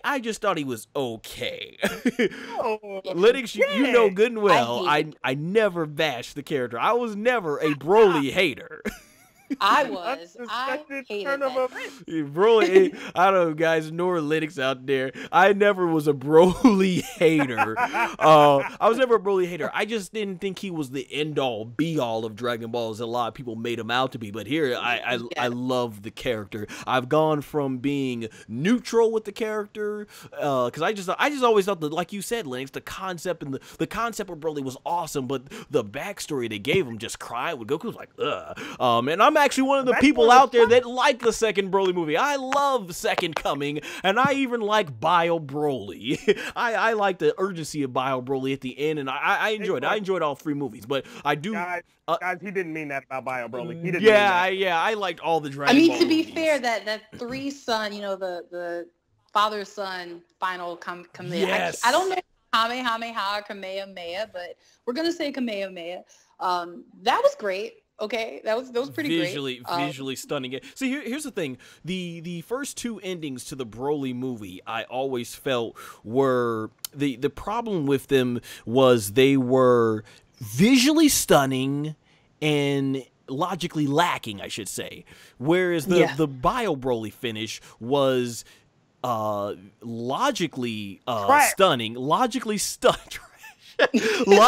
logically stunning because of how quick they were willing to react when they saw Broly was frozen and whatever the rock he stepped in or whatever. But as he admitted to, visually it was trash, as he could put it. I thought it was well drawn out, but visually it's like, come on now. Whereas this movie, it was visually great and it made logical sense here. And I'm glad they found a way to use the Dragon Balls, because after the Tournament of Power, I was like, Whis, you might as well call it Whis Super now, because you can ask him to do anything. But it would make sense why Chilai felt she couldn't go to Whis, basically. So yeah. Speaking of Whis, hold on. It's the most subtle thing ever, but do you guys remember what the little shot of Whis before the final Kamehameha wave? Yeah, he saw this fight is coming shortly soon or something like that. He said the fight was going to end soon. Oh yes, I do remember. It's the look on his face as well. Like when when Gogeta starts to charge up the Kamehameha wave, they pan to a shot of Whis really, really quickly, and he has like the most devious smile on his face as that thing is charging up. Like, it's almost like he approves, like, yes, this is the god of destruction Beerus thought you could be. Like, it's almost like that vibe. He's super. He's a proud papa seeing Goku and Vegeta team up. I was gonna say too, just to add on to things we didn't touch in the movie. That was I found very interesting is the Vegeta. I mentioned the Goku side coming out when letting go Frieza, but that had to be all his Vegeta side, because he was going to mercilessly, no mercy at all, mercilessly kill an innocent man. Like, wow, he showed no mercy towards Broly, but mercy towards Frieza. So that was very interesting. I also, something that I know people mentioned too, a little out of character, that Vegeta would just let Goku get in the middle of his fight and he just wouldn't watch it. So it was like, yeah, I thought that was a little strange. It would have been nice to see. I know, Kat, you were okay with it. I would have loved to seen. I'm not against it. I'm not against it only because I think at that point in the fight, Vegeta realized shit was about to get real. Yeah. So he's like, you know what? Tag, you're it. I was going to say too, Kat, you mentioned earlier you didn't have a problem, the other Z Warriors not being in there. I would have appreciated it though, for me personally. I would have loved if they would have done just a nice little screenshot where they go like, who are Dad and Goku, or Goku and Vegeta fighting and everything. And they, and then basically, because that's what they did with like Frieza, they all gathered even though they knew they probably were going to be in a match for him. It would have been great to see that. But let's talk about right quick before we conclude the greatest part of this movie. And it's what I yelled out both nights that I saw the movie. And that was that Gohan was the best part. Make Gohan great again. Now, Linux detests Gohan. He can't stand the Gohan character, and I think it was like episode 127. Precious baby Gohan. Yeah, we've gone on for quite a while, so we won't get into it here. But if you guys want to hear it, go back to our episode 127 review, I think it was, and Gohan. At the end of that review, we let Linux go on about his whole rant about Gohan. But yeah, Linux doesn't enjoy the Gohan character, so he's super glad in Dragon Dragon Ball Super while everybody's complaining about when is Toriyama going to make, as you said, Gohan great again. He's happy that Gohan is buried. I went during Resurrection F when Frieza hopped out of that ship, bodied him, and hopped back in like nothing happened. I cheered. Oh no. Oh my, that happened. Yeah, he hates. Long story short, he feels like Toriyama handed Gohan everything from a writing standpoint. But like I said, I know we've gone on for quite a long time, guys. So if you want to check out the review at the end of episode 127 review. We'll do a more detailed analysis on that. I think we've covered everything here in the movies. You all agree that this was, I'm pretty sure you both agree that this was far better than the original 3 Broly movies, right? Oh, absolutely. This is hands down my favorite. Exactly, that was a question.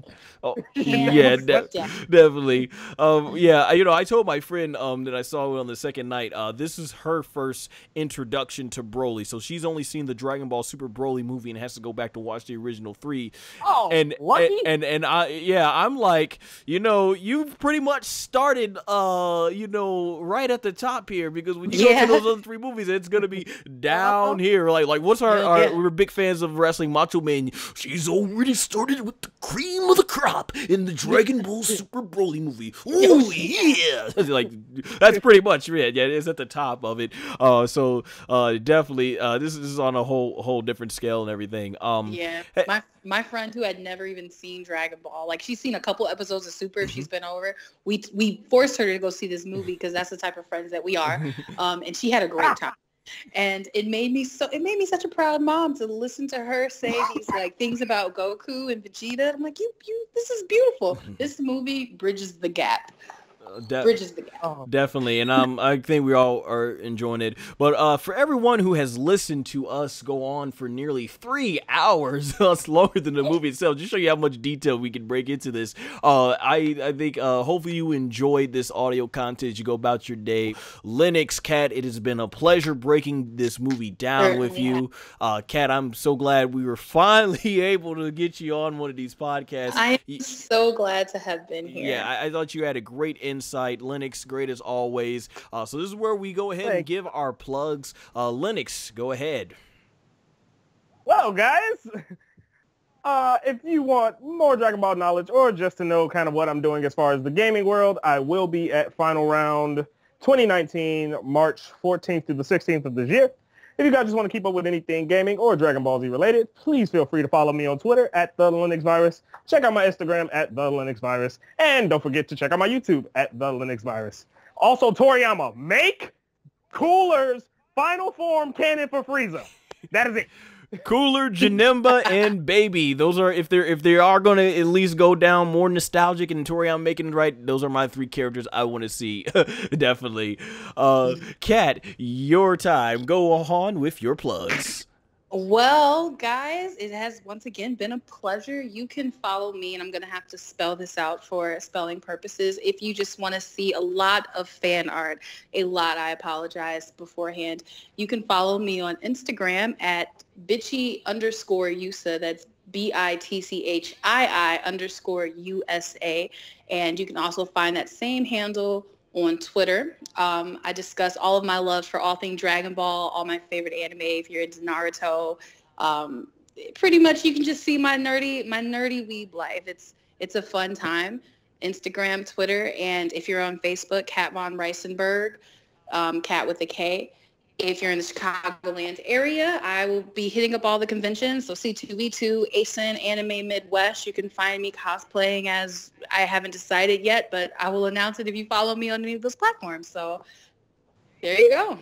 All right, and all links will be, of course, in the description and comments below. And with that said, guys, here are my plugs. So if you obviously are a fan of Dragon Ball, shonen manga, or anime adapted from shonen manga, make sure to check out my upcoming short film, Battle of Deception, as it's based on those types of genres. I currently have lots of videos such as the teaser trailer and the behind-the-scene interview videos right here on my channel, so make sure to subscribe and hit the notification bell so you can be notified as soon as I release more content regarding Battle of Deception, Dragon Ball, and even WWE if you are a professional wrestling fan. And make sure to like me on Facebook and follow me on Twitter and Instagram, both both at SonGoshuaku. All links will be in the description below. Take care!